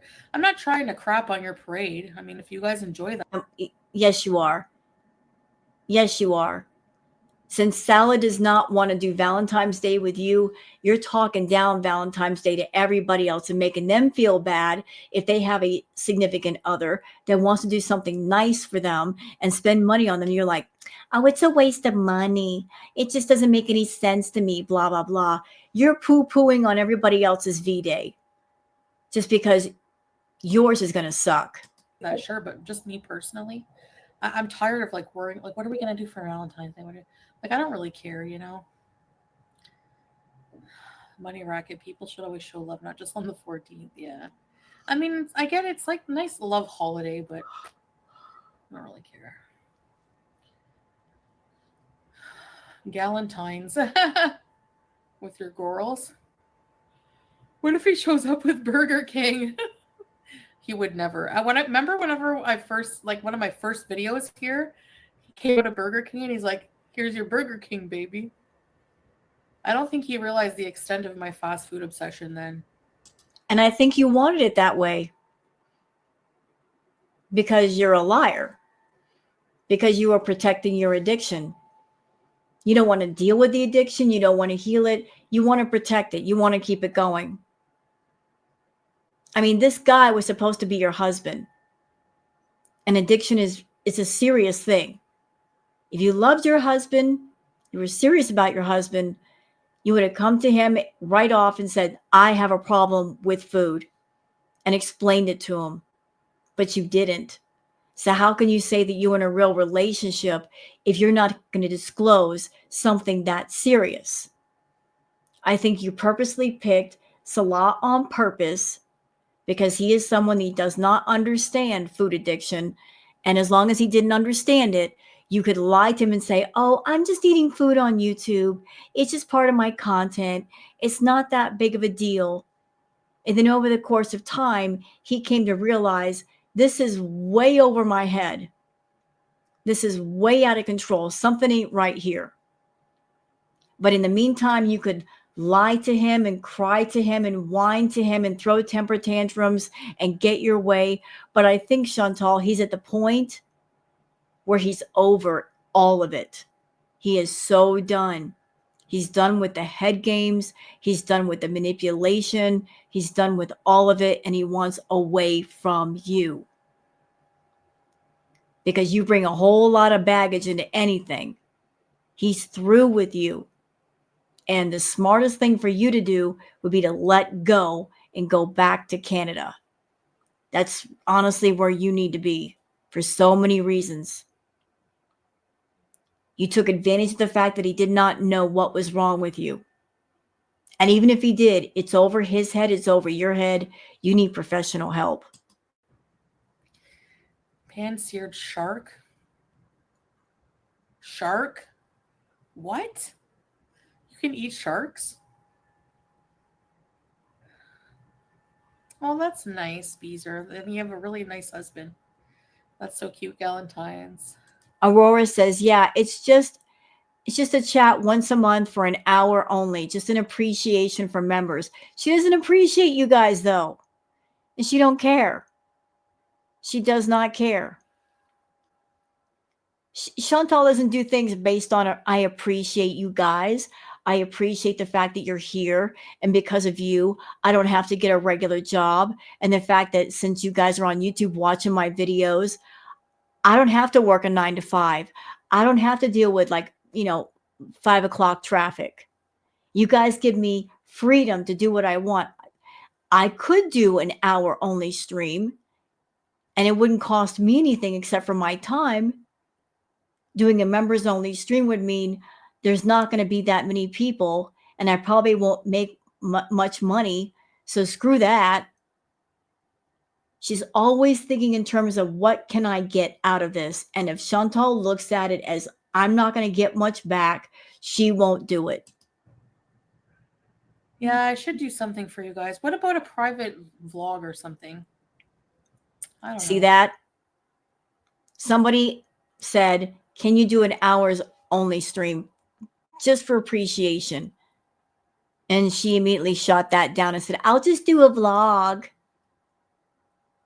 I'll just do a vlog. A live chat is much more personal, Chantal.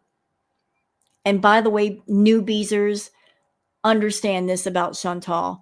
She promises everything. She delivers very, very little. Do you know how many promises she's made, Beezers, over the years of things she was going to do?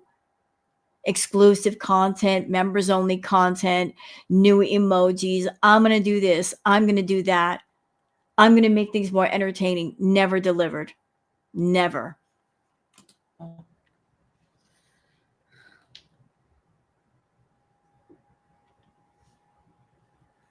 At least I wasn't at Shannon's house for Valentine's Day. Exactly.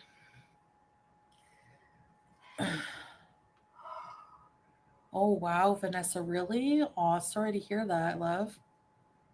I don't blame you. Yeah, it doesn't always have to be. Salah didn't grow up celebrating Valentine's Day ever. You know, he probably didn't even know when it was until he met me. Like, I don't know.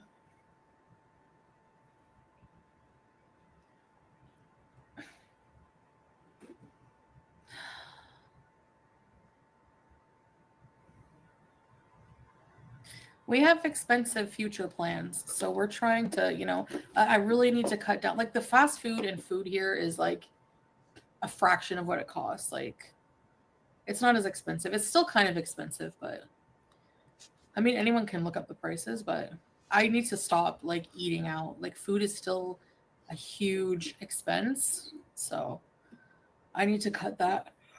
Number one. But you never will. We've been hearing this for years. I need to cut out fast food. I need to cut down on the fast food. I need to stop eating out. And then she turns around and she gets fast food. She goes out. And now she's got the car keys. You know, her food addiction just got kicked up a couple of notches. Where we were was she would just sit at home and wait on delivery. But now she's at the point where she doesn't want to wait on food. So she grabs the keys. She goes out driving to eat whatever she wants as fast as she can.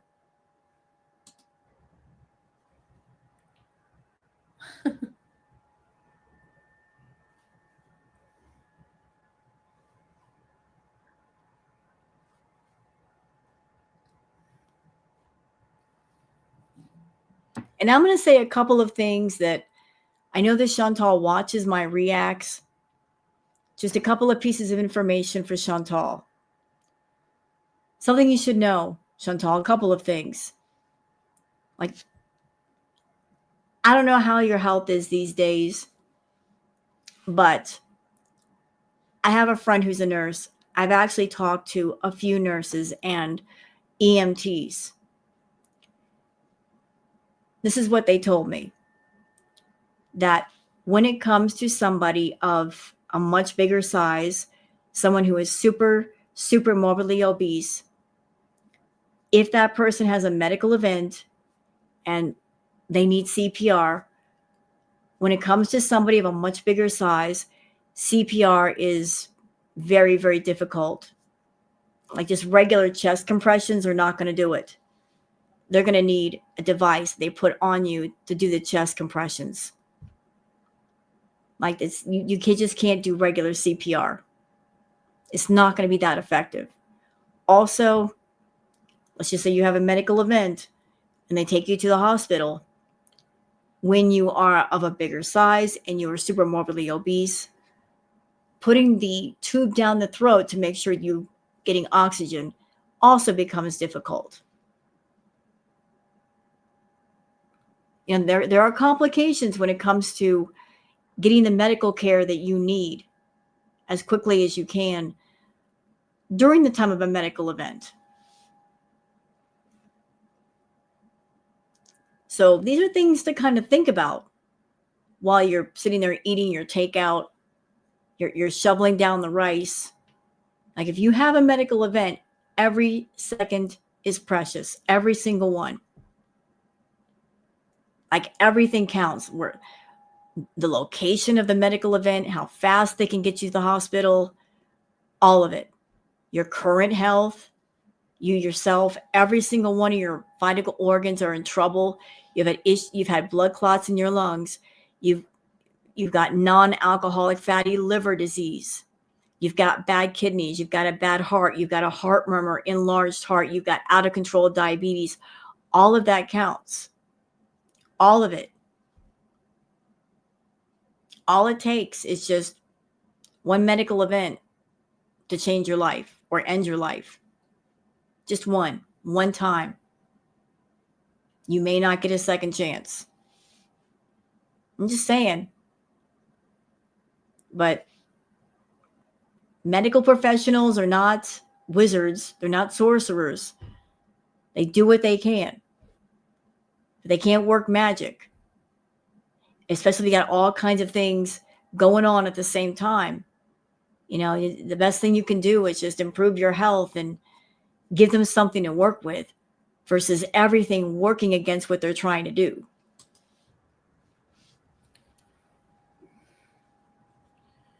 Like cold iced tea. Oh, I'm full. Need to eat slower. That's why I get it now. Eat don't go more than 4 hours. It's always a struggle. Because then you're so hungry, you just eat so fast. Yeah, Samantha B, that's the thing. Delivery is expensive, eh? Crazy for no, not now, sock pizza. I don't have any energy for crazy. What did I eat? Kebab and rice. Andrew Zimmerman. No, who's that? Save for your goals in the future. Yeah, especially when you have a lot of debt you're trying to pay off. You know.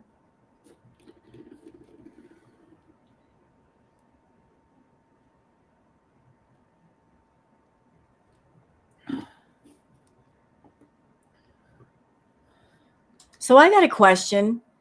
If you are paying off your debt, if it's halfway paid off or a quarter of the way paid off, why can't you go home? Because if you're paying off your debt, you're giving them money, you're making the effort to pay them the money, they're happy about that. You can go home. So why are you still in Kuwait losing money? It makes no sense to me. Yeah, dental work done. Homemade crunch wrap. Wow. Oh, mad. Yeah.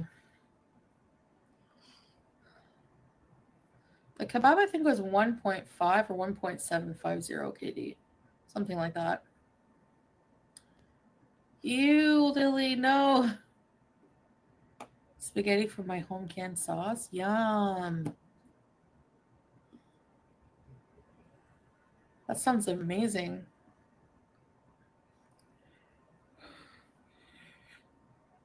She just got through eating a big meal. On to talking about food, which means she's going to eat after the camera's turned off again. It's miserable, but I'm skinnier. This is so next level. An extreme food addict.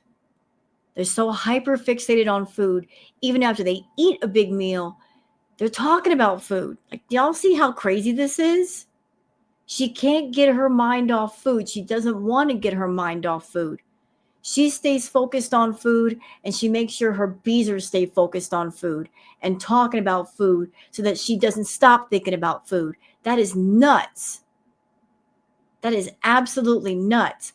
always the conversation circles back around to freaking food.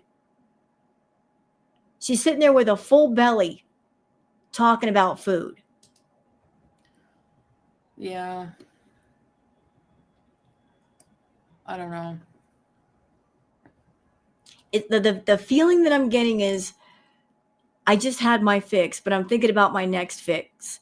So give me ideas on my next fix. What else should I eat? What other food should I eat to get high? Like I'm looking for my next fix. Give me ideas about what I can do next. I didn't take my medications yet. That's not good. No, it isn't. And can I just give a comment about that? Her medications are supposed to be for managing her diabetes and her blood sugar. My thoughts? I don't think she's taken her medications to manage her diabetes or her blood sugar. It's about managing her B moments. There's a difference.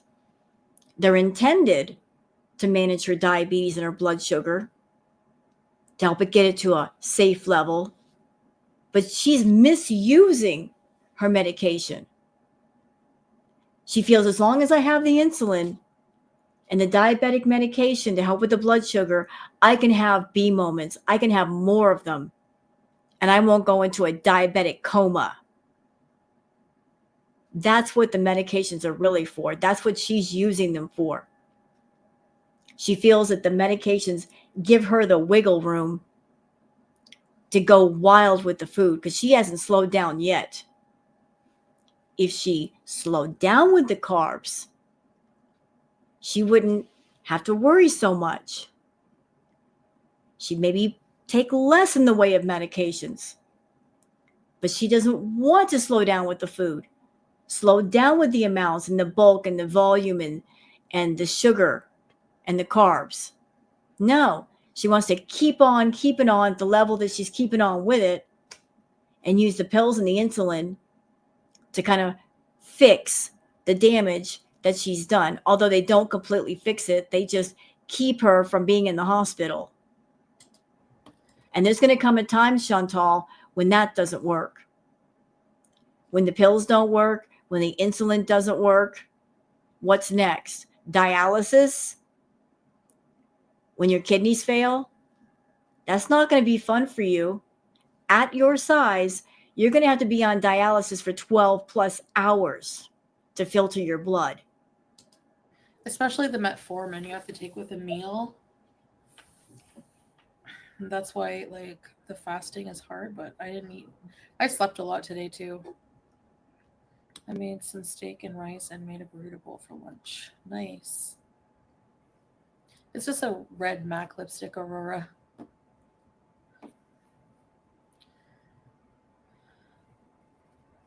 Maybe Martian. I don't know. Probably.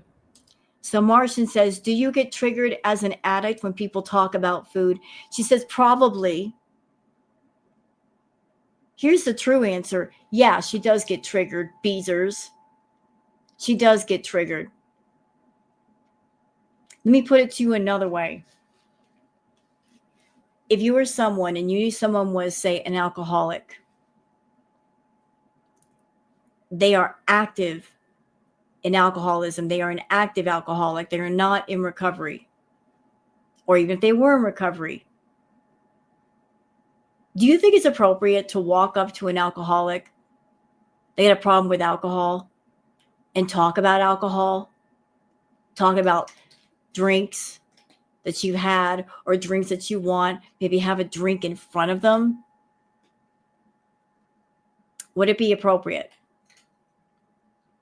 If you have someone around you that you know, that you care about, they have a problem with something, is it appropriate to talk about that something with that person, to bring it up, knowing that there's a chance they might get triggered and start consuming? No. You wouldn't do that, would you? Not if you're a decent person. So what makes it different with Chantal and food? I ask you. Alcohol is a legal substance, so is food. Both are lethal. Both are damaging. Both are addictive. Y'all need to start waking up and realizing that. Just because it's food doesn't mean it's safe. It's not safe. Trust me. If food were not an addictive thing, there wouldn't be so many people that are dealing with food disorders right now. Obviously, food can be misused. Things can go off the rails, and you might need help to fix it. But she's an active, raging food addict who created this whole YouTube channel as a way to fund and monetize and glorify her addiction and make it seem normal, make some money with it, gather enablers to her, funders to her. Get this whole toxic addiction machine that is up and running. And you guys are a part of it. You Beezers are a part of this. You are witness to it. Some of you fund some of this stuff. Even just by talking to her and mentioning food, you might be triggering the crap out of her. And again, her addiction is her issue to deal with or not deal with, but it doesn't help when you've got people around you talking about the very thing you are addicted to. It just puts it in your mind.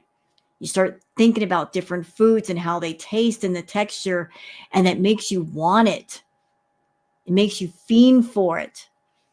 She just had food and she's thinking about her next meal, which could be like 15 minutes after this stream is over.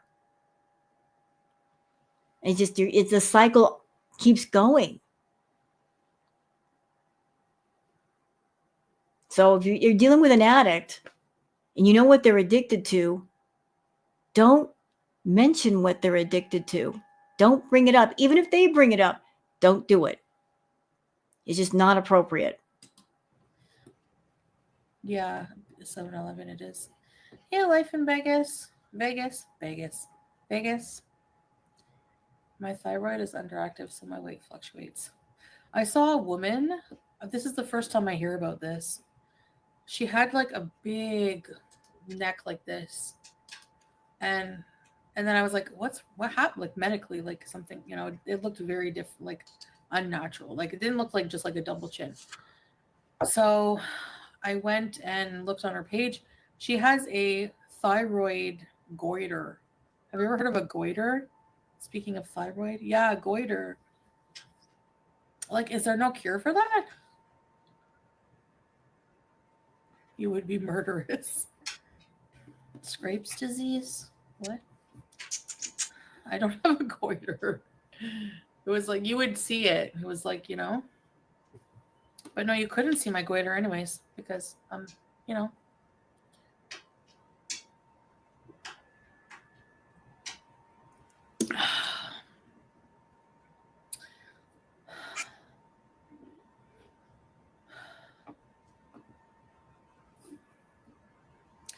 FFG Soul Sister. Stop encouraging people to be like me, as opposed to what?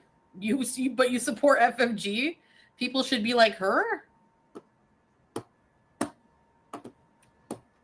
I'm sorry, but what delusion are people under that she is the picture of health? She's a frigging obese chain smoker. Okay? Did she really just say that? She did say that. Ma'am, if I had a mirror, I'd be holding it up to the camera right now, on showing your reflection back at you. Ma'am, you are super morbidly obese, and you're also a smoker. You sit there and smoke the shisha right on camera. That is equal to 90 cigarettes per session. I'm a smoker. I can't even imagine what it's like to smoke 90 cigarettes all at once. But that's what you do. You're calling somebody else an obese smoker at the same time you're super morbidly obese. And you're a super smoker. Really now? At her age, she should not have a gravelly voice like Ja Rule, the other reaction channel. should not be at her age. All right. So Oh, so we're voice shaming now, are we? We're voice shaming now. So let me just go. Let me go over the checklist, y'all. Let me see if I get this straight. So if you're a reactor to Chantal, you are not allowed to be too skinny because then you're a skinny, and then that makes you somebody that you're shaming, somebody of a bigger size. But at the same time, you are not allowed to be too big either, because then she calls you fat. You are not allowed to be too young and react to her. But then again, you can't be too old because then you're ancient and decrepit. You can't be a smoker, although she's a smoker. And now you can't have a certain kind of voice because that's just unacceptable. Despite the fact that she comes on camera using her low BMI voice when she's trying to act all sultry, and then she talks in her annoying baby voice, which is inappropriate for a 40-something-year-old. So like there's a lot of criteria when it comes to Chantal. A lot of can'ts when it comes to being a reactor. oh, and raging to that degree every single day over somebody you hate. Stroke incoming, bees. Don't tell me that. Ma'am, don't tell somebody else that they have a stroke incoming. I really wouldn't be saying that if I were you. I really wouldn't be saying that. You're putting that energy out into the universe. You're wishing for something medical to happen to somebody. At the same time, you're not taking care of your health. All your organs are in trouble. They've been in trouble for a minute. You better be careful. You have no idea of the damage that you've done to the inside of your body, and you're too scared to go to the doctor and find out. At the same time, you are shoveling that food down your throat as fast as you can go. Don't be wishing a stroke on somebody else. Like, you're very, very sick. Like, honestly, you should be going to the hospital right now. You don't look well. She's the picture of health. Encouraging kids that you're encouraging people. Do you know that there's so many people that want reaction channels like hers? To make money off of being a hateful bitch? Chantal, ma'am, what is your channel about? It's about coming online, monetizing all your bad habits, making them seem normal. And let's be clear, you've been on your channel and been a hateful bitch yourself. Yes, ma'am. The things that you have said, the things that you have done, we all remember you doing the finger guns for the unfortunate school incident. You posting a blown up picture of one of the grieving mothers from said incident. She had just lost her child and she was crying, and you posted a big blown up picture on your community post of that poor grieving mother. You wishing horrible things upon FFG's mom, calling her worm food, like going way below the belt. And you loved it.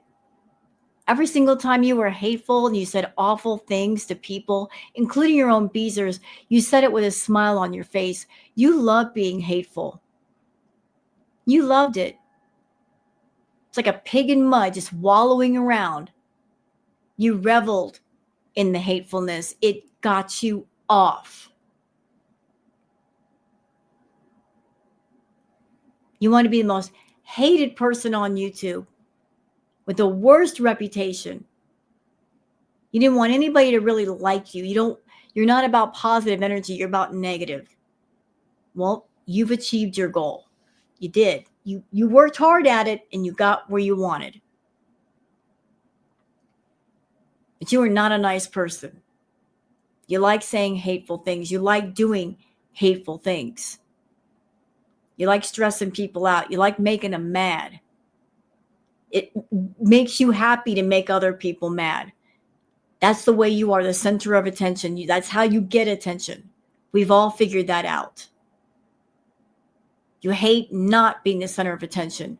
You need it all the time. And so your way of getting it is just to be a big old meanie head. So you do. You do. You're hateful. You're a hateful woman. Yeah, please miss me with that. Please. You can't being that angry all the time, right? Chantal, your jealousy of FFG is so thick. You could take a butter knife and slice it and put it on a piece of bread. You can slice it with a knife. You are so jealous of FFG. You're so jealous of Girl World for having more people, getting more engagement, people having more fun. You hate all of it, but you really hate FFG. You watch her live streams. You watch them almost religiously. See what she says. You can't stand her, but yet you watch her. You watch her. Look at this. You're on your live stream. You could talk about anything. You're choosing to talk about Frenchie when you don't have to. I would think that if you really hated her, you wouldn't talk about her at all. But you bring her up every chance you get. Jealous. I hate the bitch, and if I had to watch her for a living, I would probably unalive myself. 100%. You hate her, but you watch her, so make that make sense. Ladies and gentlemen, in my audience, if you hated someone around you, really hated them, would you give them attention? Would you talk about them? Would you watch them on YouTube if they were on YouTube? I don't think you would. I think you would turn your back and walk away and not turn back around again. You hate something, you can't stand it, you stay away from it, right? So what's her thinking? I hate you, but I'm going to continue to watch you again and again and again and again. And I'm going to continue to make myself mad because I'm going to look at the numbers. The fact that Frenchie pulls in 3,000, 4,000 people every time she goes live and she gets tons of super chats. You're going to make yourself mad seeing all that stuff and you subject yourself to it when you don't have to. Just stay in your own backyard and shut up. 100%. There's no way. There's no amount of money you could pay me to watch her and listen to her voice every single day. Nobody has to pay you. You watch her for free.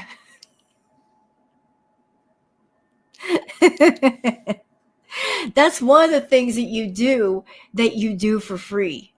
There's a lot of things you won't do for free, but that's one thing you do for free. You do it for free. You make yourself mad for free. Congratulations, Chantal. You make yourself mad for free for nothing. Okay. So she must love me. I'm sorry, but Pumped Up Kicks happened 3 years ago, Martian. Time to move on. No, it's not time to move on. No. Cuba Rage happened a while ago. Nobody's going to forget about that because Cuba Rage was the real you. Hey, Beezers, you want to see who she really is? Mask off and everything?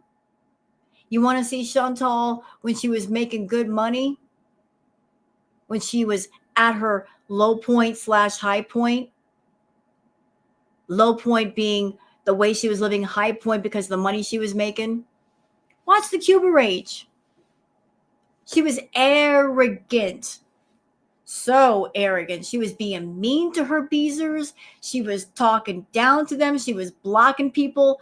She used to go on blocking sprees, by the way, for those that didn't know. Blocking 50, 60, 70 people a night. Who wants to be blocked? She would get in a mood. We call it the nattertude. She would go party with Natter. The next day, after the nose powder wore off, she'd be in a nasty mood and take it out on everybody. Not just the reaction channels, you beezers too. You were not spared. You were in the line of fire, and some of you, like, you had to deal with it. Cuba Rage, that was Chantal all day, every day. The drunk stream she did talking about the shooting, finger guns, she was being really gross, really bad. She was really messed up, and in my opinion, she committed essay on Pete's right there live on camera. Laying down on him on the bed and forcing a kiss on him that he did not want. He did not ask for, but that's a topic for another time. Yeah, not going to forget about any of that, Chantal. And you are so angry that all the stuff that you did, all the stuff that you willingly did to get attention, to tick people off, to make money, it's still out there and it's not going away. And people can bring it up anytime they want. Anytime. So we do. We feel it's important to bring it up when it matters. Even when it doesn't. You can't erase history.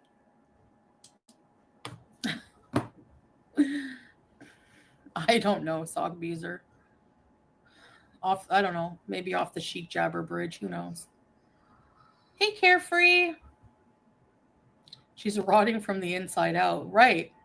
And oh yeah, nice example of youth. I'm not responsible for your youth. If you're letting your kids watch me, that's your own fault.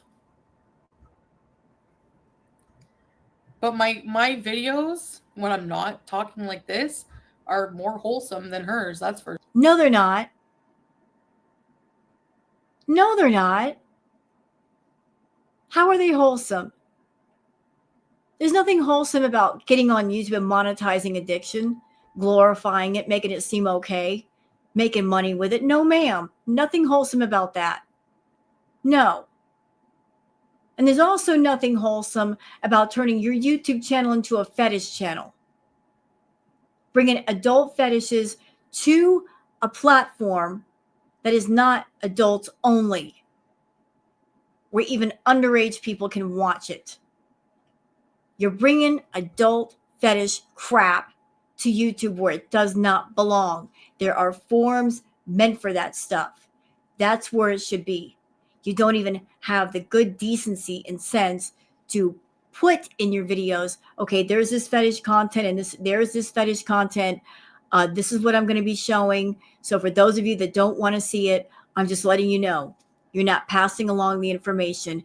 You expose people to fetishes that they don't want nothing to do with. Stuff like exhibitionism, flashing, poo, fart fetish, feeder stuff, the immobilizer feeties, the gainer feeties, adult baby. Should I keep going? Should I? All this stuff is adult. Doesn't belong on YouTube. And you do all that stuff on your channel to attract the fetish guys that have money because you want to pull them around the block to give you money through PayPal via Instagram or Cameo. You talk to them on Cameo and say, hey, pay me for stuff through PayPal. You want 100% of that money. You don't want to have them pay you through YouTube because YouTube takes 30% and it takes you a month to get that money. Yeah, I know how the system works, Chantal. I know. Figured it all out, mama. You greedy. You're real greedy. You use YouTube as a portal to get in front of the fetish guys. And then you pull them around the block somewhere else to make more money. Yeah, I got you. I got you all the way. Got it? Yes. So, shouldn't be doing all that kind of content on YouTube, and it's not wholesome. It is not family friendly. Fetish stuff is not family friendly. It is not all ages friendly. Take that crap somewhere else. for sure. Actually, it's just her videos are my content, so yeah, if her videos are my content, but you're saying you're her soul sister, what? Okay. I found this channel through a reaction channel and I'm disgusted by that reaction channel. I think they're the meanest thing ever. Yeah, because they hate themselves. If they didn't, they would cam the fuck up, number one. I'm camming. What's up? Been camming for a while. No filters. Can you say the same? You turn your camera on, but you got a bazillion filters. I dare you to take them off. Take them all off, Chantal. Take off the skin smoothing filter. Take off the big eye filter. Take off the contour filter. Take off the eye color filter, because those aren't your real eyes. That's not your real eye color. Your eyes are dark brown. Take them all off. Let's see what happens. Be natural. Do you see me being ashamed of how I look? Girlfriend, if I had a bazillion filters going on my phone, I'd be confident too. But let's see you be confident without the filters. Let's see that actually happen. I don't have any makeup on right now. Can you do that? Let's see you do that. Nope.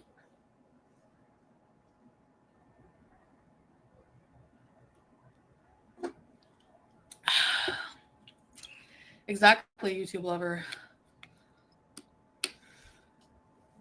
Foodie Beauty will be a major part of my future children's home curricular. Your traumatized sex appeal. I was listening to them say, like, I remember the one time that Chantal turned on her camera on StreamYard, and the clip is everywhere. I just have to go find it. But she turned on StreamYard, which is the program that I'm using right now to record this video. StreamYard does not have filters. She saw herself without the filters. She was shocked. Her first words were, "What is this?" Well, it's you. It's you without the filters. She didn't like what she saw, and she turned the camera off real quick. ALR was bringing up her mom's past and it's bad for her. I was like, you guys constantly bring up her past. Did you see the dog shit? Did you see? I saw on your mama's stream, Jordy, Hordy, whatever his name is. She's so mad. Oh Lordy, it's Jordy is very entertaining. Has a lot of people on his streams every night. She is so mad. She's so mad. I noticed that she's bringing up Oh Lordy, it's Jordy a lot in her streams, even though Oh Lordy, it's Jordy, his main focus is Amberlynn Reed. But Oh Lordy, it's Jordy, he has a lot of people in his streams every night. And he's funny. But she's bringing him up a lot. And I wonder if it's because he gets a lot of viewers, much more than she does. His content was literally like getting giddy over. He literally, for like a few minutes, tried to see Amberlynn's leg reflection in her frigging refrigerator. Hey, Buzzkill Betty. Don't yuck on somebody's yum. Let them have fun over there in the way they want to have it. What do you care what's going on at somebody else's party? If they're having fun, let them have fun. You're not blocked, Volpe. Why? So you can body shame her? Like what kind of content is that? And then you make fun of hers? What kind of content is you get on your stream, Chantal, and you talk about reactors and our bodies and how old we are and we look like this and oh my God, this person's hair. So you can do it, but nobody else can do it. You can do it, but if somebody else talks about you or Amber, it's wrong. Like, oh my God, I can't. We're living in the upside down world. Hey, Bailey. So cringe. Like, what human being? Let's see if we can see her leg. Like, how about you see if you can see your own reflection in that fridge, buddy? Did it ever occur to you, Chantal, that you and Amber are both so sickeningly boring? Like, so dull.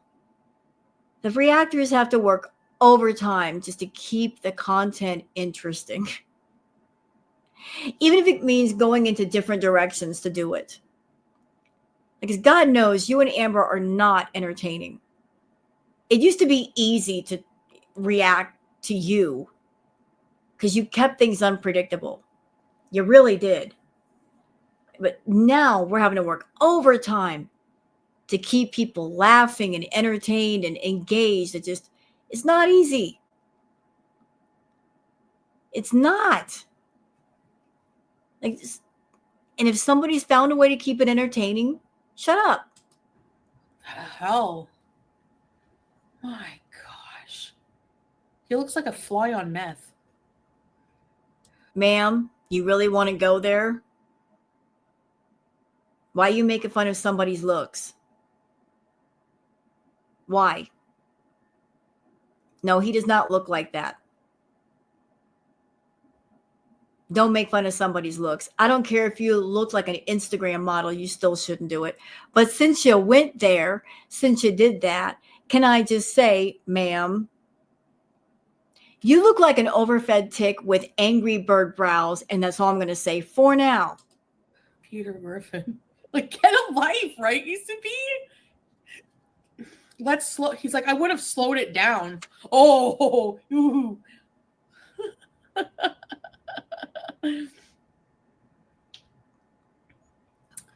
I should probably stop watching you, Mama. It pisses me off. Yeah. To see how friggin' stupid these people are. But why do you do that? Why do you make yourself mad? You just said watching Yo Mama, watching the reactors makes you angry. You also said watching FFG makes you mad. So why do you set yourself up to be mad? I guess you want to be mad because you go to places knowing there are going to be things that are going to make you angry. So the summary is you like to be angry. I honestly think you like to get mad, Chantal. You function on mad. I think you like feeling anger because anger makes you feel alive. And I've known people like that, where they felt the most alive when they were angry, when they were generating anger. In order to feel alive, they had to be mad. I think you're one of those people. Unbelievable what they would do for views. Hey, Vanessa. Another Vanessa. Hey, Heidi. I like that name, Vanessa. It's strange, right, Lily? Like, I don't know, Sockbeezer. I don't want to be in Kuwait this summer. Maybe we'll travel. Does that mean you're going home? Because the last time I checked, Thailand changed their rules about the green stuff. No more recreational green stuff, medicinal only. That means you can't go to Thailand and partake of the green stuff there. So there's only one place to go for the green stuff. And we all know where that is. He cams up, but at least but he's garbage, yeah. Why are you, like, who gets entertainment out of watching this weirdo? The more she talks about a reactor, the more I feel she's jealous of that person and their views and engagement. You know, like she talks about FFG. She talks about garlic bread. He does very well. Now she's talking about Jordy. He does very well. She talks about Yaba. She does very well. Notice it's all the bigger channels, the ones that get a lot of viewers in the live chats and all that. She seems to like point her finger the most at them. The ones with the most engagement, the most people, those are her favorite targets. It's a jealousy game. This wiry weirdo zooming in on her fridge to see her leg. Oh. You know what I'm hearing right now in my head? I'm hearing FFG's voice. Her doing the voice for Chantal. He's talking about Amber. Why isn't he talking about me? I love when she does that. It cracks me up. It does.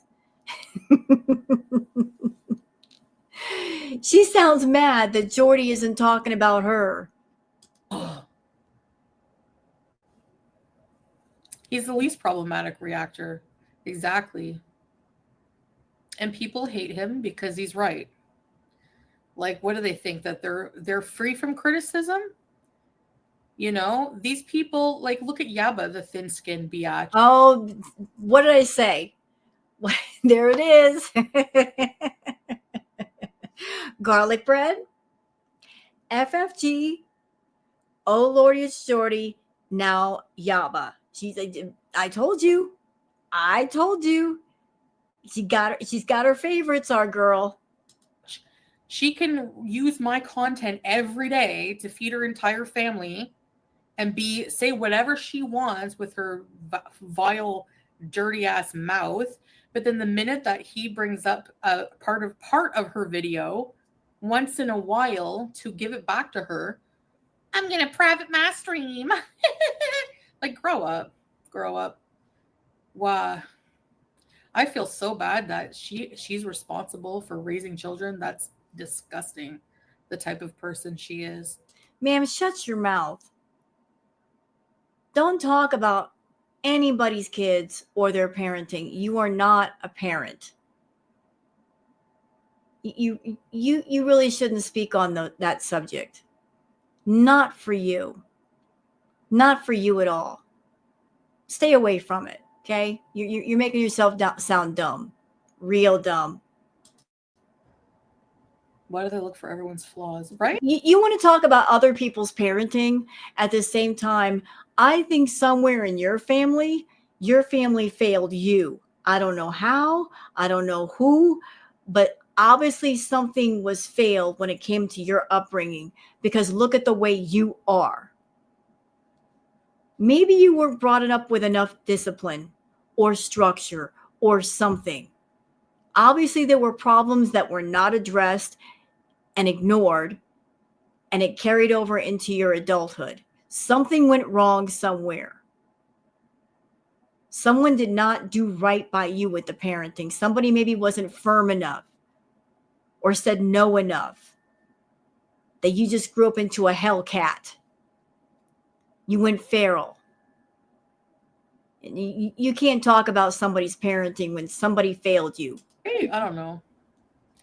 Yes, Ramadan is coming up, Vanessa. That's right. The end of the month. I think the 28th.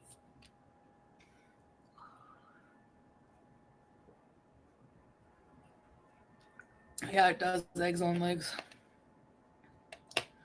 But sometimes I'll put on his stream if he's talking about something else. Like, because I find him funny too, you know?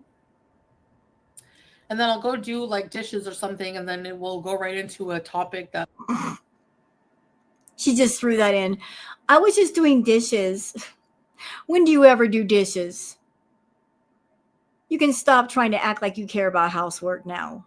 We know you don't. Like, you know. Thanks, Kat, for Nelson.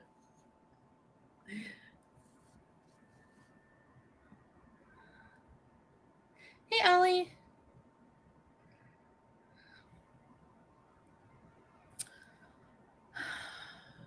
Yeah, Nostune, if we wanted to go to Canada, we'd have to apply for like a visit visa. And we don't want to visit Canada right now. You may not, but he does.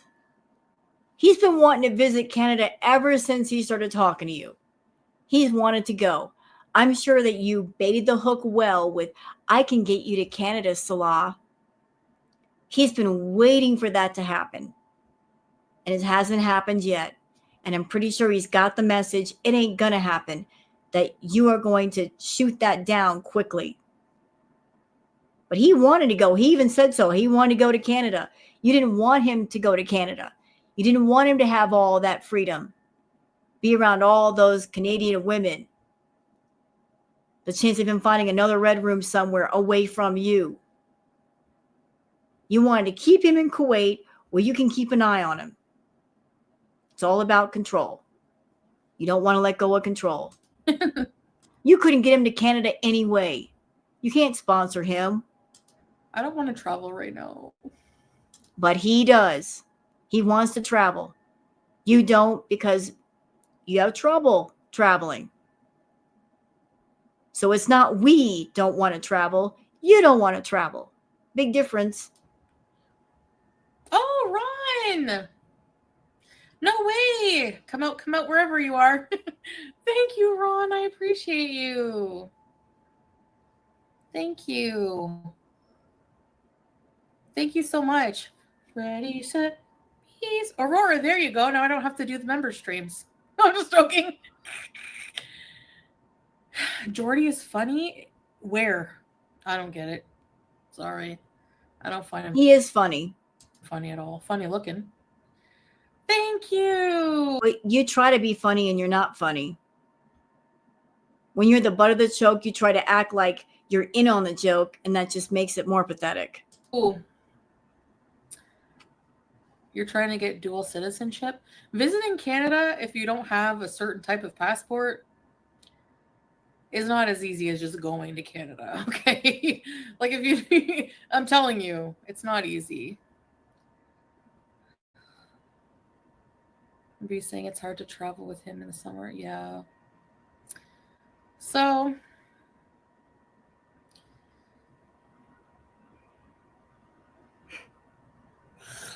I don't know. Maybe we'll go somewhere else. You know, remember what happened the last time when she had to go to Thailand? Salah did not go with her. He had the chance to go to Thailand, all expenses paid. But considering his last experience doing that with Chantal, he said no. Imagine that. Someone who likes to travel, because of the travel companion, they turned down a possible 2 or 3 week trip with somebody, all expenses paid, just because they know it's going to be a miserable time. His vacation was being away from her, just staying where he was at in Kuwait and letting her go on her way to Thailand.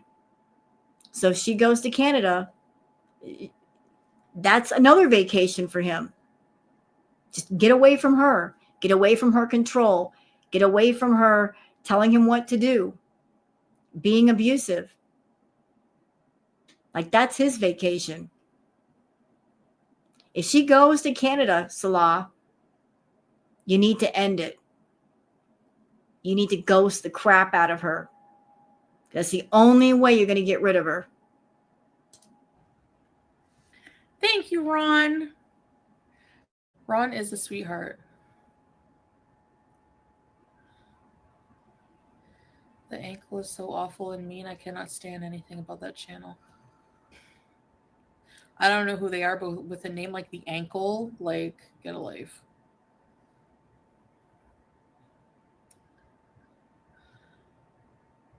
Thanks, Ron.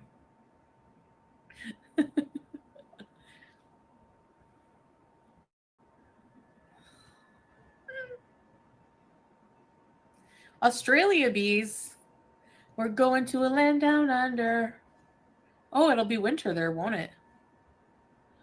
Samantha, around Sockbeezer said, sorry, Salah, you're not going to go to Canada.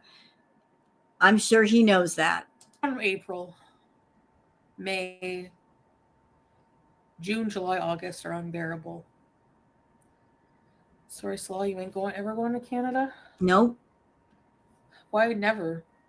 Because you're not going to allow it, you control freak. But you knew even before you left Canada the first time that you could not bring him to Canada, that you couldn't sponsor him. You knew about your bankruptcies even before you left. And you knew that would be a factor when sponsoring him. But you hid that from him. You kept him on the hook. Oh, I'll take you to Canada someday, Salah. Yeah, we'll get married and I'll take you to Canada. You get to visit there. Blah, blah, blah. You lied and lied and lied until you couldn't lie anymore. You're going to Japan this year? April to celebrate my 10-year anniversary. Nice. Japan? Nice. No, we've never been to Australia. I just took off some of me.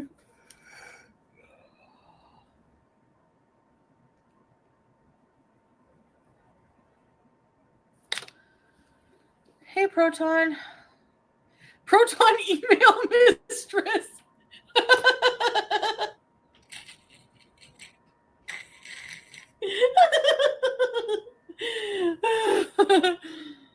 The Bin Hussein person is actually a real person, too. Yeah, Jarella. You came here to spite them. Yeah, I found that out too. Like you guys saw the pictures that I showed of this person on Twitter. I showed you the pictures of the two people mentioned in the email. They are real influencers. Both of them are gorgeous women.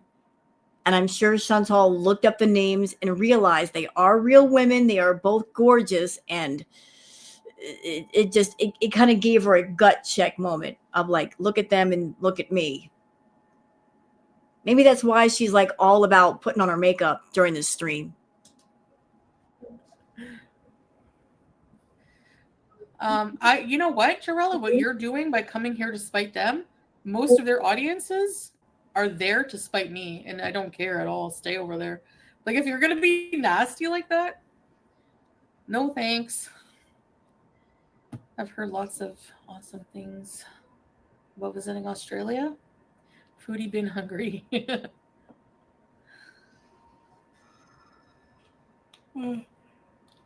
No, not the person.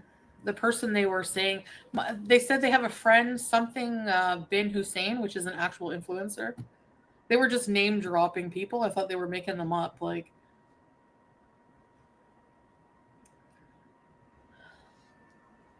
And I've already given my opinions about the email, but I'll say it again. I think the email is fake because if there was a woman that was in love with Salah, he's in love with her, there are plans for him to break away from Chantal. If you're the female friend in question, if you knew that the woman that was around your male friend, your love interest, that the woman friend connected to him is abusive, why would you give the abusive person a heads up while they're still around and let them know the person's going to be leaving? You're saying this before the person is left. All that's going to do is make the situation worse. They're going to fly off the handle. They might do something dangerous or stupid. Like that doesn't make sense to me. If you're with somebody and there's a clingy, possessive, control freak, manipulative liar that just will not let them go, just hanging on like an overfed tick, and they won't detach. Is it wise to give them a heads up and say, this is going to happen, they're going to leave you, knowing they're going to flip out? I don't get that. The math ain't mathing to me. I know specs appeal. I don't get it. Hey, B. Hate perpetuates hate. Consuming hate isn't good for you. Exactly. Like, people don't wonder why they have a hate boner. Like, that doesn't, like, it's weird. Come to Turkey? Oh. Yes, grape coat, I know. Well, it ain't me. Foodie been lying.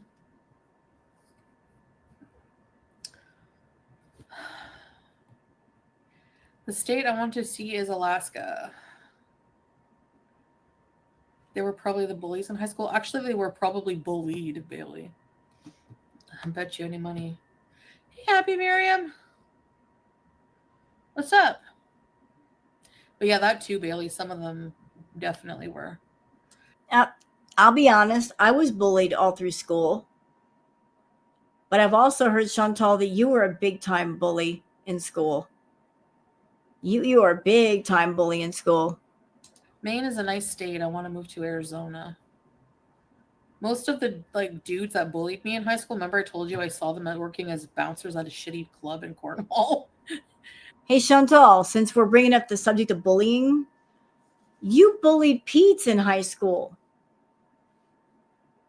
Pete's had really bad acne on his face, and where he got the name Pete's is from pizza face. That's what he was called, pizza face, because of his bad acne. And even to this day, you don't call him by his real name, you call him Pete's, which is short for pizza face. So you're still bullying Pete's. You're still reminding him of that bullying when you call him Pete's. Nice life you're living now, buddy. Blue pot. I do? I'm in Maine, Nina. Wow. I want to go there and eat lobster rolls. I would travel to the States. Don't come here. Don't come here. Don't come to New Mexico. Don't do it. Not for you. And I'm sure everybody else in the comments are going to say what state they're from and say, don't come here either.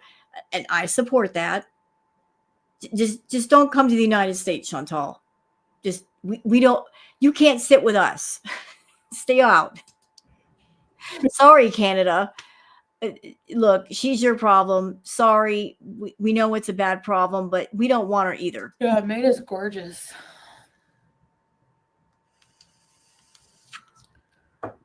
Alligator?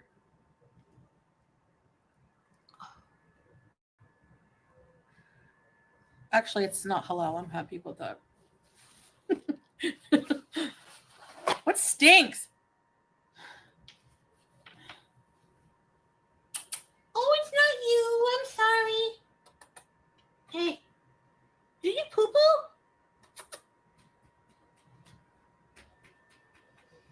Smells like your poo-poo. But I don't see any poo-poo anywhere. Maybe it's time to clean the litter box, you think? Seema. Oh, baby. Oh, yes, baby. Oh boy, she's picking up Julia. I hate the way she holds that cat. It's so wrong. You guys see the way that I pick up Booger? Nothing like that. That cat's so uncomfortable. Oh, my baby. Oh. Hi, baby. Oh. No. See, she jumped down immediately. She hates being held for too long. She just hates being held by you because you don't know how to do it right. Leave her alone.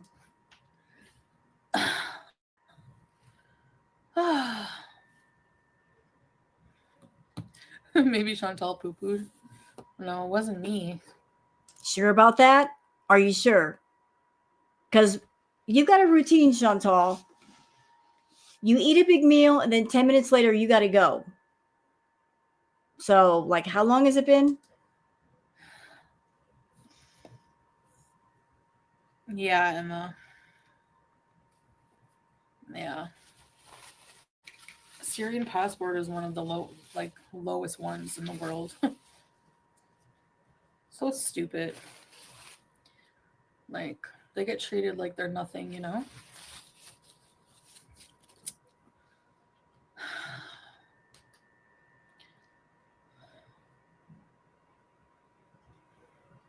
I don't watch their channels, Blue Pot, but I watch Yo Mama once in a while.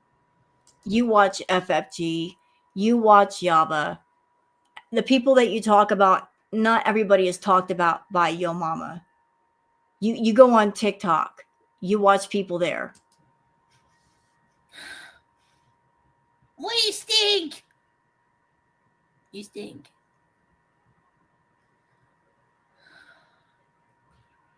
Reaction channels let her say, "Who are you to ask about gorgeous when you have a double chin? As if having a double chin has anything to do with having an enlarged thyroid." Right? And I'm sorry, but have you seen some of the reaction channels? Yeah. The most popular one has a gullet, okay? Ma'am, don't even. Don't look shame. Don't body shame. You are not in a position to do that. saying somebody has a gullet. Ma'am,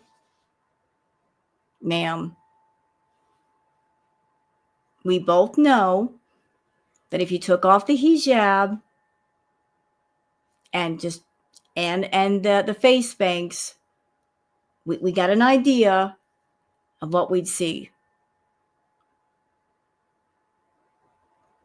Like, you've gotten to a size where you can't even see your neck.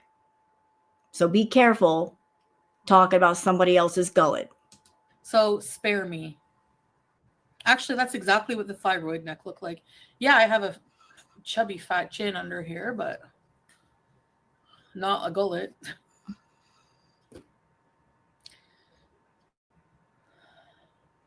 Yes, they have a Taco Bell. Yep. She's a diluted tortoiseshell? Crazy frog. Iodine deficiency. How did French fried goiter? How do people even get lack of iodine? Like, you know? No, citizenship is not passed down. Like, he would have to live in Canada for a while.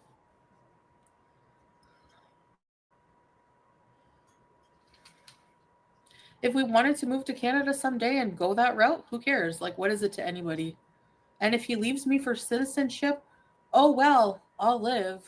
I don't know why he would. That would be like in millions of be like 10 years from now, okay? Because you need to be in Canada for 5 years.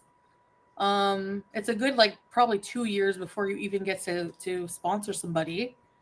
Um, you can still have debt and sponsor someone. You can have like a lot of tax debt. You can have a lot of debt, but you can't be bankrupt. Which has happened to you twice. That means you're out. And you should be paying on the current bankruptcy. I don't think you are. So I don't think they'd allow you to sponsor him. Because when you sponsor somebody, you are saying to the officials that you have enough income coming in to take care of yourself and this other person to cover all their expenses in case they can't find work for themselves. That's what the sponsorship is all about. You are the co-signer, you are the guarantor that that person is not going to be a burden to the country that they're entering. You are the person saying, I'm stepping forward and I will can guarantee that I will cover the expenses just in case they can't. You can't do that. So that was the number one debt I took care of, but not just for that, just because you have to take care of it. You have to have it paid off in a certain amount of time. But I want to be, I was so, when I think of like, I want to do, like become financially so responsible, like, and honestly, like,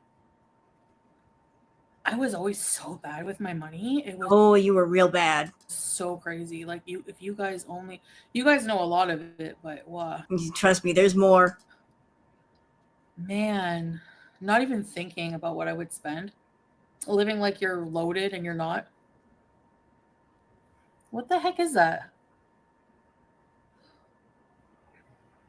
You don't have to be in Canada. You have to prove that you have the intention of. So, like, if I wanted to sponsor him someday, Blue Pot says, stinky cat and flies everywhere. You are thriving. Yeah, the signs of success are everywhere, aren't they? And by the way, cats are not naturally stinky. The only time a cat gets stinky is if they get near something else that's stinky, if they're in a stinky house, if they are coming in contact with things that smell bad. That's when they get stinky because cats are naturally clean. I would have to, yeah, I would have to like put my residence back in Canada and prove that that's where we plan on living. Your residence has always been in Canada. You are not a resident of Kuwait. You are on a visitor visa. You're supposed to be visiting and then getting the heck out. You're not supposed to be staying there. You cannot be a resident in Kuwait, Chantal. Stinky cat and flies everywhere. Oh, please. Flies means doesn't mean anything. Sometimes. But if you've got rotting pineapples on your couch and rotting garbage, it means something. I mean, that's what Jeff told me. And I believe Jeff because Jeff tells the truth, but you don't. Told you. Jeff the Fly is Girl World adjacent, and we have Girl World friendly insects snitching on her, and I love that. I love that for us.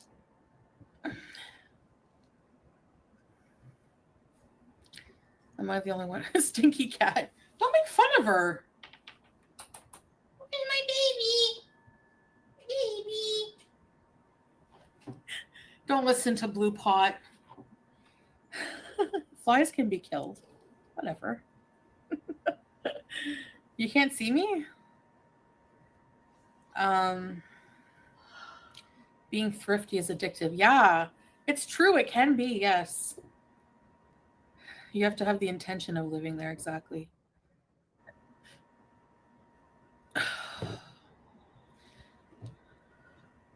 Reaction channels are definitely people who were bullied in high school. Now they can get their revenge through their PCs. Right. So this person, Nas Toon, says, if you did longer live streams and raged for 2 months, could you make enough to pay off all the tax debt? No. No. No. She couldn't. And I'll tell you why. Because she's got some serious tax debt. Like, I don't know where Chantal is with her tax debt, but knowing how irresponsible she is, there's no way she could earn about $50,000 to pay off her debt, or 60. I don't know where she's at right now, but last count she owed about 60 grand. I don't know what she owes now, but for her to pay off a big chunk of it, she would have to do crackhead Olympics type of crap, like streaming for 8 to 10 hours a day, going absolutely bananas, going home and just going wild. It would have to be on that level. Right, Ron? I can say I don't plan on living here forever, no. I don't plan on going to Canada for a while either, though. I don't. The thing about living in Canada is it's very expensive. Like whenever you. Oh, please stop it. It's very expensive.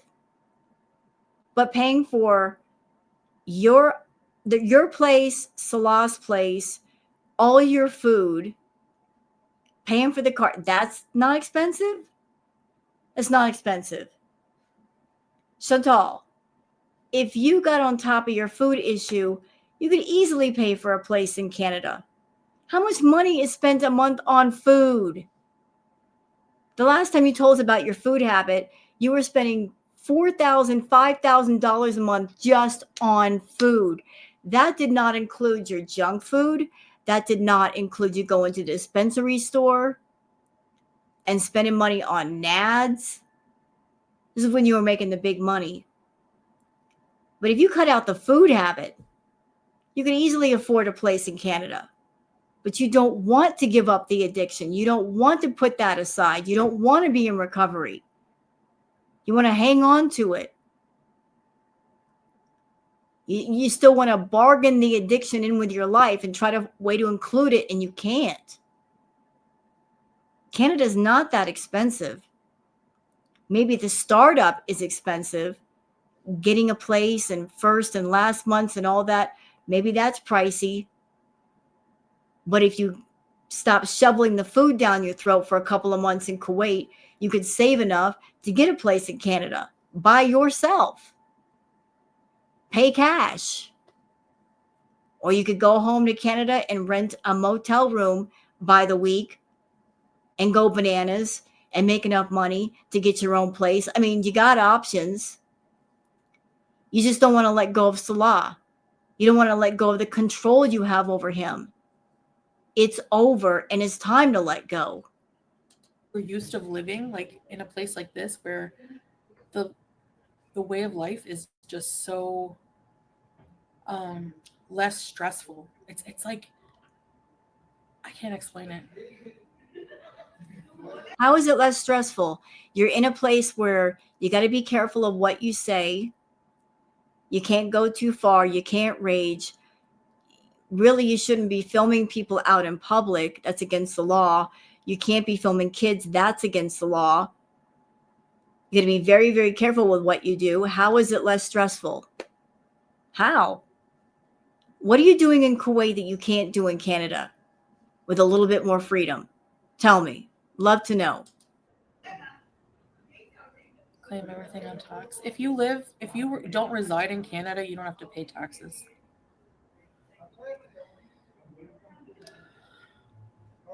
21 at the thrift. Wait a minute. That doesn't sound right. She's not a resident of Kuwait. She's a resident of Canada. And she's getting paid in Canadian dollars.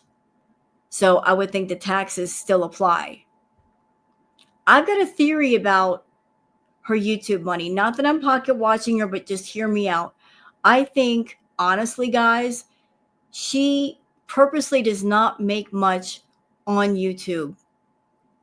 So if the Canadian government is keeping an eye on her YouTube income, she's not making much there. She's purposely making more money off the books, doing the Foodie stuff. That's where the bulk of her income is coming from. If she's going to the Canadian government saying, I just work on YouTube, they're looking at her YouTube income and it's not that high, which might mean lower taxes. Like she can claim, I only make this much, but the bulk of her money is made by other means. Like she's hiding the bulk of her income. Store, nice. Criticizing someone is one thing. Merciless ridicule is another. Yeah. It's exactly. It speaks poorly on the person who does it. And that's the thing, like, that's the thing they're going to realize one day, maybe, who knows? Some people go through life and they never grow as people. They don't keep developing, like, morality and, like, they don't ponder these things. You know what I mean? Where's the party? Yeah, Vanessa the Ramadan. It was the girl's voice in the background. So Chantal, I can hear people outside your door, it sounds like. I can hear them quite clearly. And you say, oh, nobody can hear us when you and Salah get going at 3 a.m. playing Crazy Frog. If I can hear people talking outside in your hallway, I'm pretty sure your neighbors can hear the Casio keyboard and Crazy Frog and you giggling and laughing and cackling at 3 a.m. It would make sense. The walls are like paper thin. So late hours, shh, be nice. Don't be so loud. I think it's the mother of that newborn, actually. I don't know. There's us, which is family of husband, wife, and cat, and late hamster. And then there's 2 other families that have like a bunch of kids, like a lot of kids. We never hear them. So I don't think they hear us. Admit you had a cat food funeral and ate all the kibble. Uh-oh, I think I have gingivitis.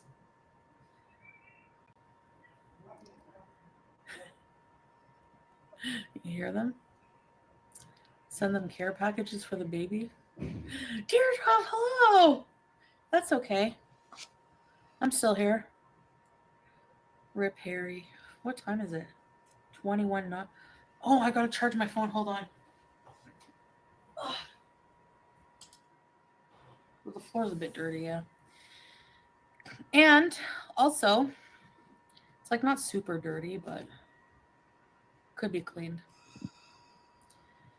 The Jeffries. They're smelling cute. Vinegar does stink, yeah. Okay, like she's talked enough. I think there's a part in here where she shows the litter box. So let me just go ahead and look for it. Because she's going to babble on all night long. Or did she already show it? She might have already showed it. My litter box, I just actually changed it today with a whole new fresh litter. I don't believe she did that. I don't believe she changed the cat litter. And if she did, she didn't do a good job because there's cat poo on the outside of the box just sitting there. Why didn't she clean it up? Like I just dumped out the whole thing. I put 10 liters. You want a cookie? You want a cookie for changing out a litter box? I'm not going to give you one. You've had enough cookies. I have a cat. I clean out the litter every day, sometimes 2 or 3 times a day. I don't need a cookie or a gold star for that. It's just what you do. Take care of your pet. Not a big deal. You can't get screens for this type of window blue pot.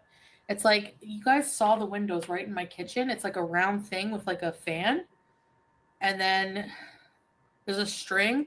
And for the fan to work, the back of the fan has to be completely open to the outside, so bugs get in.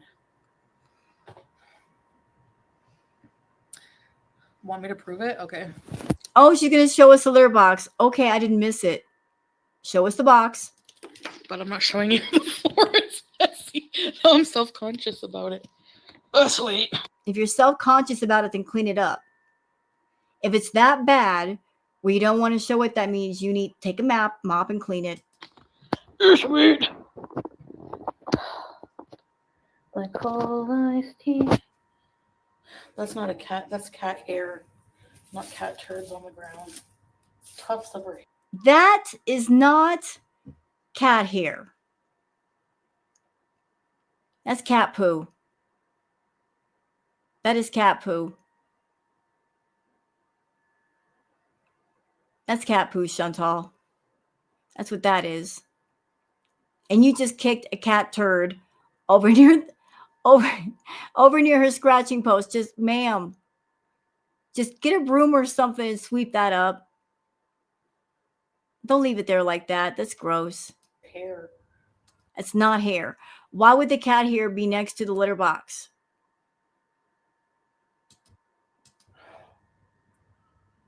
That's her paw prints. Her box is clean. Clean. Yeah, I bet somebody else cleaned it. Clean. Not her.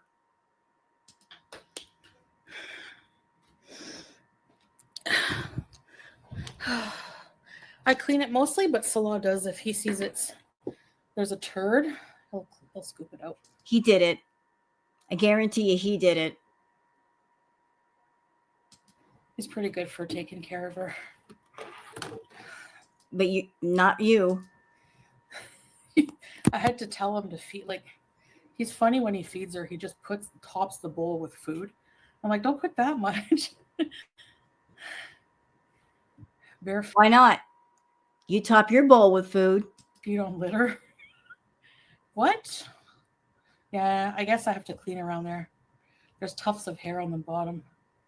That's not hair. Hair does not look like that. Why? Because she sleeps on the scratcher beside the box. She sleeps on it like all day. Probably the cleanest spot in the house. That's why. Hey, right now she's under the bed. Baby. Under the table. No.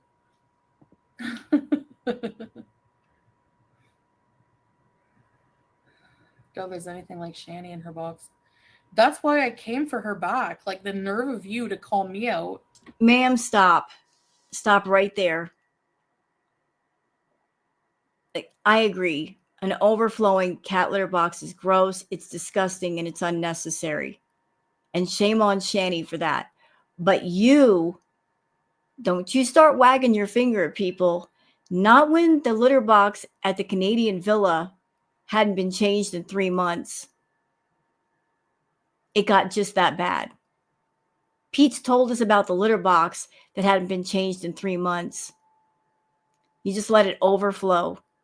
And I remember you doing live streams and your cats were so desperate for a place to go to the bathroom that they were using open boxes as litter boxes. I saw Sam hop into an open box and do his business right there. because that poor baby did not have a clean box. And poor BBJ had a UTI. And do you know how cats get UTIs? One of the most common ways? Dirty litter boxes. You can't talk about nobody having a dirty litter box when you're guilty of the same. Like, dude, go look up Shani litter box. Her litter box had so many turds in it that there was turds coming out of the box, like a trail. It was disgusting. Oh, do you want me to bring up the fact that you were buying Pretty Litter? And Pretty Litter was designed that if you are someone and you have a cat and you are curious about their health, if they had a UTI, you use the Pretty Litter. And the cat pees on the Pretty Litter. And if they have a UTI, it changes a different color. And there was a live stream where you said the Pretty Litter had a certain color, which pointed to the fact that poor BBJ had a UTI and you still didn't take her to the vet. And you weren't changing that cat litter. Want to know how I know? Because you had a subscription to Pretty Litter, and there were boxes and boxes of Pretty Litter that were sitting by the stairs to show that you guys weren't changing it once a month. So you want to talk about Shani?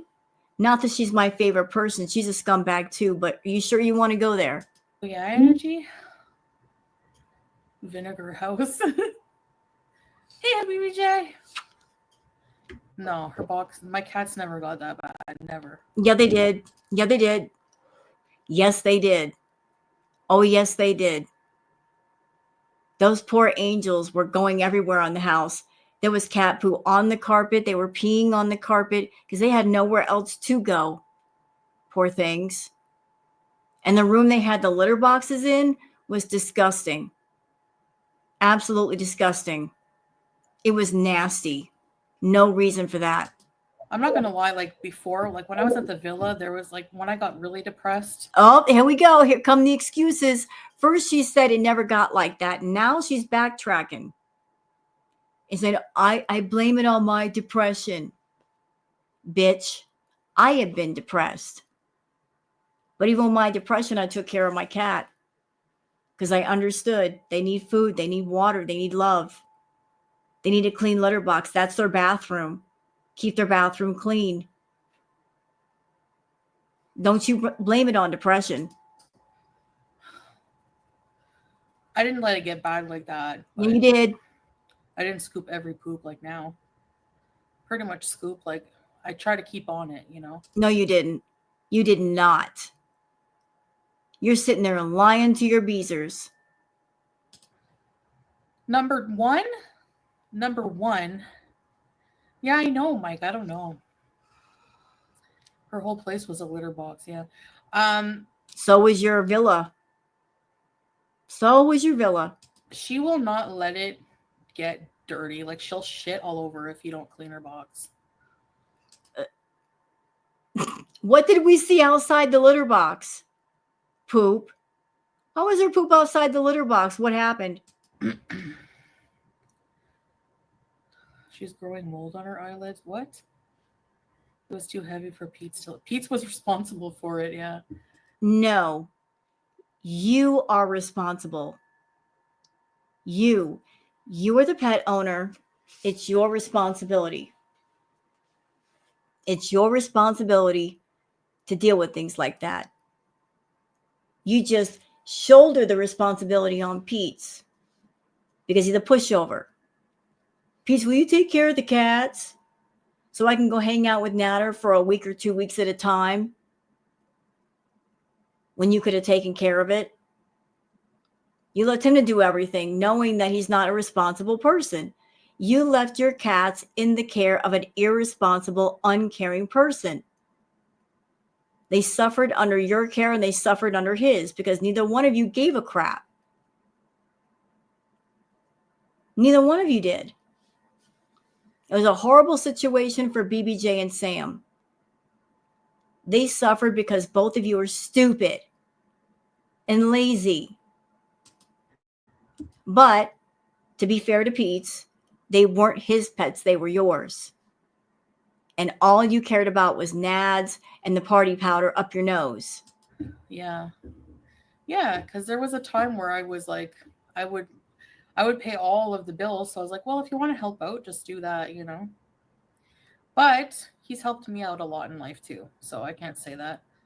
Putting the If you want to help out, notice the wording.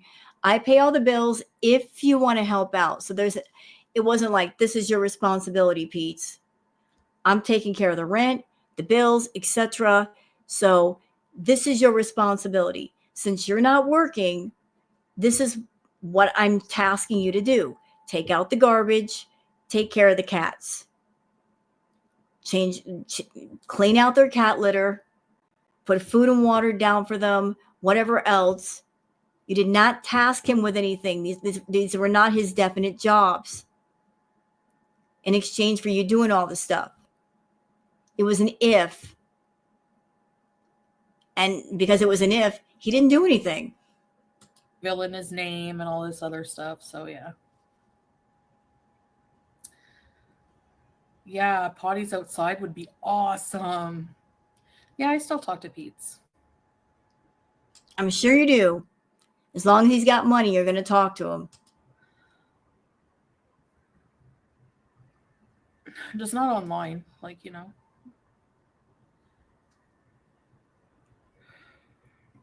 Didn't clean his own litter box. Yeah, I used to clean his private little bathroom sometimes. Because he never would, yeah. That's depression too. You know, he's very depressed. Are we fighting from all the girls talking to him? No. The eye bulge? Oh yeah. Quasimodo bees. Yeah, I was yelling at the fact Beats got My Little Pony sheets. My Little Pony sheets are not. He's 1,000 times of a better person than she'll ever be, a better human. So he's the most loyal person in the world. He would never lie. He would never hurt anybody. Okay, you're already telling another lie. He would lie. He's lied for you. He has lied for you. He's very he's not perfect. Like he's depressed. He has not very good life management skills, but he's actually oddly responsible in a lot of ways. Um I don't know. I don't know how to explain it. You'd have to know him. Pizza's perfect. He's a really good friend. He would never, you know, he would never cheat. Um, he's a ride or die friend. He's never cheated. That was a slap at Salah. He would never cheat. That was a side slap at Salah. He would never cheat. He's really loyal. Never had to worry about that. Loyal, yeah. So don't you feel stupid? You should feel stupid. Think about it, Chantal. You lived in Canada, in the villa with Pete's. You were with a guy that accepted you the way that you were, as awful as all of that was. He accepted you and he loved you. He still loves you. Still cares. Even after all the things you've done to him, the lying, the cheating, leaving him in debt, leaving him devastated, he still cares about you. Still, loyal to a fault. You don't deserve that loyalty. If he came out and read you to filth, exposed all your dirty secrets, honestly, at this point, with all the things you've done to him, you would deserve it. It wouldn't be him being evil to you. He would just be giving you your just desserts for all the rottenness that you delivered to him. You would deserve it, every bit of it and more. It would be a long overdue pound of flesh and bucket of blood incoming. but he cares. He accepted you. He loves you. He was loyal to you, still loyal to you, could make all kinds of money on YouTube exposing all the dirty secrets, has not done it yet because I feel he's still holding on to the hope that you'll come back and be with him because that's what he wants.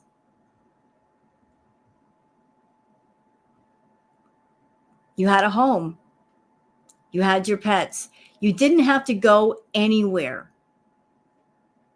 And you gave it up to play house with Salah in Kuwait as a get back at Nads. You were getting back at Nads. Getting back at him for him rejecting you, for being with Dee Dee. You got with Salah as a get back. I'm going to show you. I'm going to find a guy that's younger than you and more attractive than you. I'll show you, Natter. It was also a way to try to get him back, I feel. Maybe you're trying to create a sense of panic in him. Oh, I better hold on to her. She's about to get away from me. She's about to give somebody else everything she gave me. Didn't work though, did it? You didn't get Natter back. He's with Dee Dee. He don't care. But because you carried all this stuff out on YouTube in real time, you couldn't back down. You had to follow through. Salah was nothing more than a rebound and revenge situation gone sideways. You had to stick with it. You didn't want to back down and say to girl world, I screwed up. I made a mistake. This whole thing is dumb. You couldn't just bear the thought of admitting that you were wrong. So you kept on with this thing and kept on with it. It's been almost 3 years. And now you're at a point where things are really bad in every way. Still won't admit that you're wrong. Still won't admit that you made a mistake. Chantal, I'm human. I've made mistakes. I've made bad choices. It's okay. It happens. For some reason, you just can't admit when you've done wrong. You just can't do it. You just can't bear to do it. Admitting that we've done wrong and made bad choices helps us grow as people. You realize where you went wrong and you fix it and you move on. He lied to the audience when you were in Canada. He didn't admit that I was there, yeah. Maybe he lied about that, but not a lie that will hurt people. And honestly, it was a lie to protect his friend. So he would do that, yeah. And I just did a tarot reading on you tonight. You better leave Pete alone. You better leave his money alone. If you care about him as much as you say, if you respect him as a friend, then do the decent thing and leave the man alone. Don't latch on to him for the sake of his money and go through every cent. Leave him alone. Leave him be. Figure it out. Save some money. Make your own way back to Canada. Live on your own. Do what you want to do. Don't involve anybody else in your mess. That seems to be a pattern with you. You like to involve people in your mess and get them involved. Mess them up. Leave him be. Who are you going to cheat with? You didn't hear about Ashley, did you? Yeah. You didn't know about Ashley. Ask him about Ashley. This girl I was so jealous of back in the day because she was thin, very thin, like thin, cute goth girl. And he, before he knew me, had the hugest crush on her. And they were flirty with each other, kind of. I showed you guys a picture of Pete's. He wasn't always, he used to take care of himself more, but he was very... Wow. You just did that? He used to take care of himself more. Shade. Throwing shade at Pete's. Well, Chantal, you used to take care of yourself more. I remember back in the day when you were with BB, makeup done, hair done, nails on point. You used to take care of yourself more. What happened? What happened? What happened? YouTube happened. Monetizing your addictions happened. Not giving a crap happened. That's what happened. Thin, dressed, you know. So he had a crush on a gothy girl, which I can see that. That might be his type. So he had a crush on somebody that he really liked. And you forced your way into his life. You pushed him your way into a relationship with Pete's just because you live with a guy and then you turn around and break his heart, put him in debt, cheat on him. That's what you do. You drive away somebody that he was really interested in so you can make your way in, control him, cheat on him, all that. Nice, Chantal, real nice. One day, this is how he's loyal. One day, he went to a mall by himself, and I was like, "Why do you want to go to the mall by yourself?" What's it your business?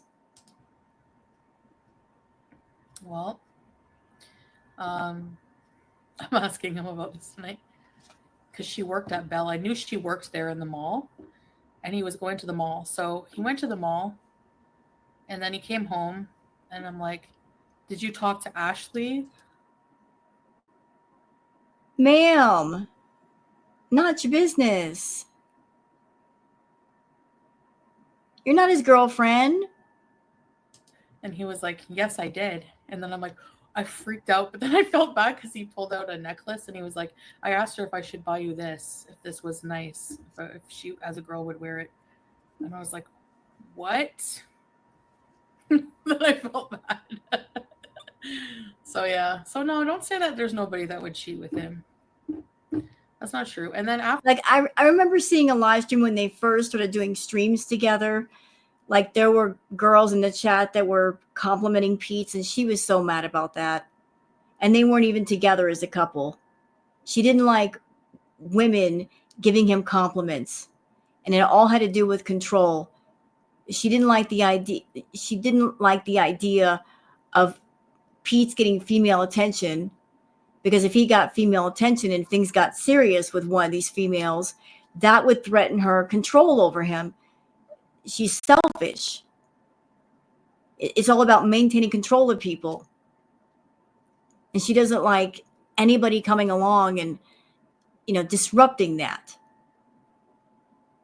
She doesn't care about somebody's happiness or the love that might come into their life. It's all about what I want matters. After me, he had a girlfriend for a little while, and her brother was such a fucking asshole to him. I'm like, I swear, if her brother keeps being mean to you, I'm going to kick his ass. I saw an old pic of Pete. Chantal, I am 5'4" at 130 pounds. You can't kick anybody's butt. No one. You can't kick anybody's butt. Trust me, you can't. All someone have to do would get you off your feet, and that it would be a wrap. Not saying that to be mean. I'm just saying, like, you're not very steady on your feet. All they could do is just do a leg sweep, get you off your feet, and that would be it. You'd be down for the count. Yeah. He's very, very intelligent, but I think he's a bit on the spectrum a little bit. So he's socially awkward for sure. A little, very socially awkward. Yeah, he said only big girls were into him, and he was annoyed about that. I can't get away from fatty. But I don't think he minds. Bless Pete's. I hope I never have to date again, right? No, he's not. Sock Beezer. Just block the people specs, the mean people, and don't address them. They'll go away. Oh yeah, waiting patiently to come to America, bees. Thanks, Ron.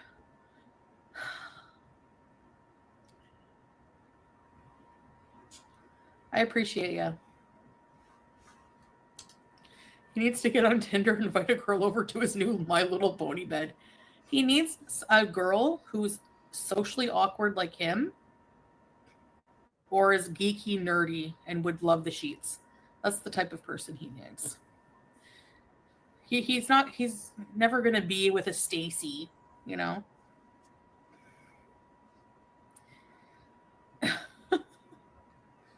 Or a pony. Actually, you know what I think would be good for Pete's? Somebody who is nurturing and understanding, but yet won't let him be codependent on her, whoever she is. Someone that could help him break out of the awkwardness and help him to get out and do things. I think part of the problem, and I'm not diagnosing Pete's, but I think part of the problem is that he's just too much solitary confinement, too much being alone in a room. You get used to that. That becomes a safety space for you. You cocoon yourself. So if he encountered someone, even just a friend that he was comfortable with, this person could urge him to get out more and be around people. And each time that happened, it would become easier. And he could talk to people a little easier and just know how to talk to people. Someone like that would be good for Pete's, even just on a friend level. He used to be interested in, he was obsessed with Vampire the Masquerade live role playing when I met him. He was more goth. He wasn't like this kind of, like he didn't have these interests. A twin bed at 40? Why not? Salah had I think a double bed, and he saw my size, and he didn't say this, but he replaced his whole bed. He's like, he didn't say it, but he's like, I'm fat proofing my house. Yeah, for sure, he's a great person. Yeah, yeah. Even Salah said that. I would tell him what he was like, but we've been friends longer than we've ever been together. So I mean, that would never happen again. So there's nothing to worry about. Like that would never, you know. Poor Stacy never did it. So your relationship with Pete's on an intimate level has long since been over, but still to this day you try to maintain control of Pete's. And you'll reach back, and if he's got money, then you've got money, or you try to get at that money. Anything that he has, you want. You still won't let him go. You go beyond just friendship with Pete's. You emotionally manipulate him. That's not right, Chantal. The sacrificed bed. Yeah, he did a lot to make his apartment, try to make his apartment homey for me, not so bachelory. Bell. He has more eccentric. Yeah, exactly, Samantha. Eccentric interests. Yeah. Green and red flags. A red flag is somebody who doesn't have their shit together. Lost Soul says, YouTube lover, I just want her to take care of the more serious issues at hand so she can have a better quality of life. Uncontrolled diabetes can lead to blindness. That's true. It can lead to blindness. It can lead to a lot of problems. Thing is, though, Lost Soul, like you and the Beezers, you guys aren't getting it. Even after everything you've seen and everything you've heard from Chantal, you're still not getting it. You can want her to have a better quality of life. You can want her to be healthy.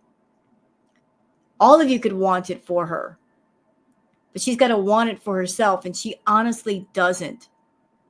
She has dedicated her life to fulfilling her addictions, keeping them constantly fed, keeping them going. She has no interest in recovery or therapy or inpatient or doctors or going to a doctor to see what her inside health looks like. like popping the hood to see what's going on with the engine. You know what I mean? She doesn't care. And she proves she doesn't care. Every time she comes online and she does a mukbang, or she goes out for a drive and she's having ice cream, or any kind of like fast food, she's eating 2 or 3 meals right there in front of y'all. That should tell you everything you need to know, where her mind is at. And I don't want to hear no bullshit about, oh, you guys don't understand. Food addiction is so hard. It is hard. I'll be the first to say it's hard. It sucks to be addicted to something that you have to continue consuming because it's part of just living. You have to eat to have fuel to go out and do things. But it is not impossible to beat. There are lots of people who have gotten on the other side. So what you're hearing from her is nothing but excuses. You hear me? It's excuses. She's giving you guys excuses. She's not looking for solutions to the problem. She's looking for ways to continue the problem, monetize the problem, glorify the fucking problem, make it seem like it's okay and normal when it's not, putting it on YouTube in front of everybody, looking for people in her audience who will fund her habit and keep it going and pay her for content and buy her meals for her. None of that is normal. So as long as she's doing all of that, she's not going to get healthy. So all of the well-wishing and the hopeful thinking, it's not going to go anywhere. When you are the addict, the number one person that has to care about what's going on is you. You're the one with the issue. You're the only one that can make it right.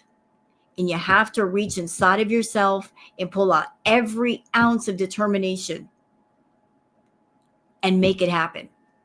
Nobody else around you can make it happen. No one. She could have Dr. Now and all the doctors and therapists and psychotherapists and whatever else she needs waiting right behind her at the ready to work for free to help her get straight. But until she wants it, none of that would matter. Be a waste of time. Until she reaches that point of being sick and tired, and she does something, nothing is going to change. You guys are going to keep seeing the same shit over and over from her, of getting on camera, talking about, I want to do this and I want to do that, but then coming on with a mukbang and her saying to you guys, I know, I don't want to hear it. She's openly showing you where she's at, showing it to you, making it seem like it's okay. It's not. It's not. She's getting on camera and she's getting high in front of all of you, getting her fix, turning it into a joke when it's not. And this happens over and over and over again. And I've watched Chantal for years. And I'm going to be straight with you. I haven't seen 1 minute of her fighting against her addiction. Not one single minute. I haven't seen her truly struggle. Like, I'm really trying to beat this. I'm really trying to fight this. I want the fast food, but I'm fighting against it. I see her leaning into it. And as long as she's making money doing the food content, as long as she's got the feedies around her, paying her to do it, as long as she's got the feedies in chat, talking about food, telling her, let's go eat something, it ain't going to quit. It'll never quit. Like, who doesn't have a job at all? Or, like, I should have seen those red flags, like, previously. Not with Salah. Like, I know people always say, oh, like, he's a bot man, whatever. That's not true. Like, Yeah, he is. If he's not a bot man, why did you send him $9,000? And why do you continue to pay for everything? Didn't you tell us that you could quit YouTube and he would pay for everything. So why hasn't that happened? And why is there so much emphasis on doing your mukbang videos on YouTube as well as the Cameo stuff? Why are you telling people to send you money to PayPal? Why are you putting Cameo as the beginning and the end of your videos? If he's doing so well, why are you like upping the ante as far as I need money, I need money, I need money? Obviously, we know who pays for everything, and it ain't him. He does support his own life. He's done it for a long time. He supports his own life. What about you? You're the wife. Shouldn't he be taking care of you? He supports his own life. What about our life? Our as in two people, not one. What about that? Actually, some grown men, unmarried, we know, still live with their families. It's not uncommon. Was that a bit of truth right there? Some unmarried men live with their families. Does that mean he's unmarried and living with his family? For people here to live with their families until they get married and have their own families. But Salah wanted to move away and be on his own, you know? So But he's not on his own. He went looking for you. He's not living on his own. He's got you paying for everything. We know that. You know that too. He's able to do that. He's been to university. He's traveled. He's not how people think he is, So if he's educated, if he's got an education, what's he doing with you? Why is he living off of you? Answer me that.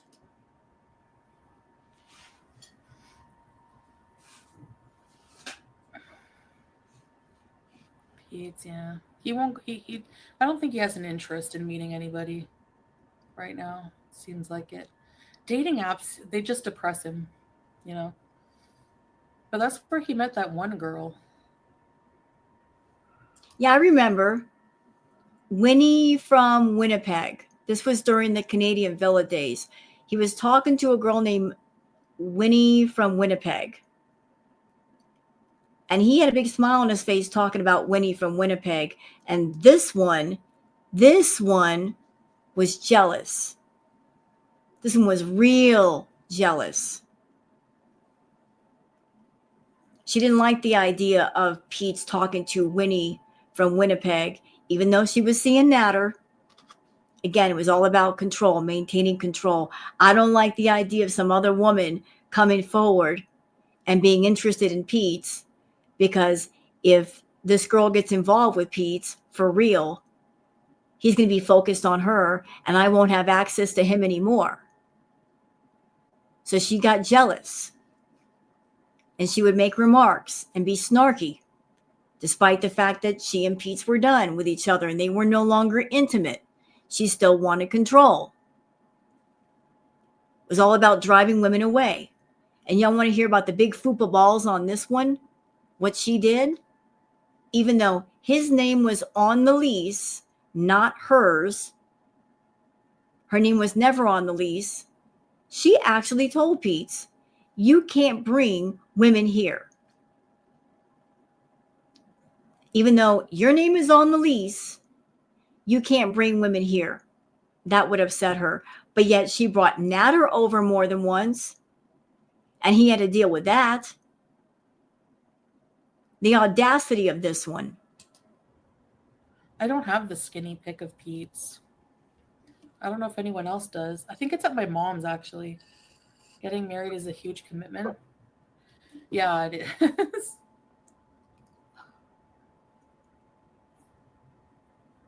I kind of did it on like an impulse, though. But 2 years later, he hasn't gotten any action in over a decade. He's a virgin. I love how these people, you Beezers, you're so easily influenced. She mentions a name, Ashley. Ask him about Ashley. Y'all don't even know Ashley. And you're getting little angry emojis in the chat. Oh, I hate Ashley. Screw Ashley. You don't even know her. All you know is what she's telling you. It could be a whole different story about Ashley. Why don't you ask Chantal about the people that she cheated on Pete's with? And there were several. How about that? How when she broke up with him, she didn't even talk to him about it. He just woke up and she's like packing her stuff. She cheated on him several times. And Pete was so desperate to hang on to her, he actually said, I don't care who you're with physically, just don't leave me. That's how much he cared about her. Ask her about that before you start hating on Ashley. It's on a reaction channel in the thumbnail, really? Dating apps are a joke, yeah. Hold on. I'll tell you what I provide as a wife after I use the washroom. I don't care, you know, like if I love you and I like you and whatever, if your feet are clean, I don't care. You know, I don't know why that's a big thing. Like, you know.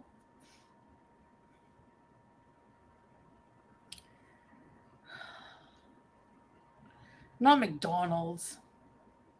SB. Been traveling where? No marriage is perfect, but it's better than... You wonder how stupid she is? She had Pete's. Pete loved her, cared about her, adored her. Never hurt her. Was never abusive to Chantal. She was abusive to him. She gave that up. A loyal guy who accepted her as she was for Nads. A guy that was mean to her. She was mean to him. And he made her crawl across the floor and kiss his feet. Sending nudes and not getting feedback. Kissing feet, I draw the line. If your husband kisses your feet, you know. Oh yeah, I know a naked lady, but ew, yeah, don't remind me. A normal day in Kuwait like? Will you wash the feet? I didn't step in cat poop. That was tufts of hair, of her hair. No, it wasn't. I can go pick it up and show you. With your bare hands? Ew. You guys are nasty. Hardee's? I haven't had a Hardee's fast food for a while, but I'm really full right now. Maybe in a couple hours. No, She just, at the beginning, okay, we're pretty much done here. Like this react is long enough. I could go longer, but I'm not going to. But you guys can see, like, here's the preview. Okay, we're going to go back. She just ate this. This is how she started off the stream. This is what I avoided. You got a whole crap ton of rice. You got the kebab things. Like, she ate all this. And an hour and a half later, she wants more food. Oh, boy. You know what? We're going to stop it here. We're almost getting close to 4 hours. Hope those of you that like the longer reacts, you're going to love this one. But let's not go any further, shall we? We can save the rest for later. So I hope you guys enjoyed this react. If you have, please like and subscribe and leave a comment. Thank you very much for being here, and I'll see you guys on the next one. Until then, take care of yourselves and each other. Bye.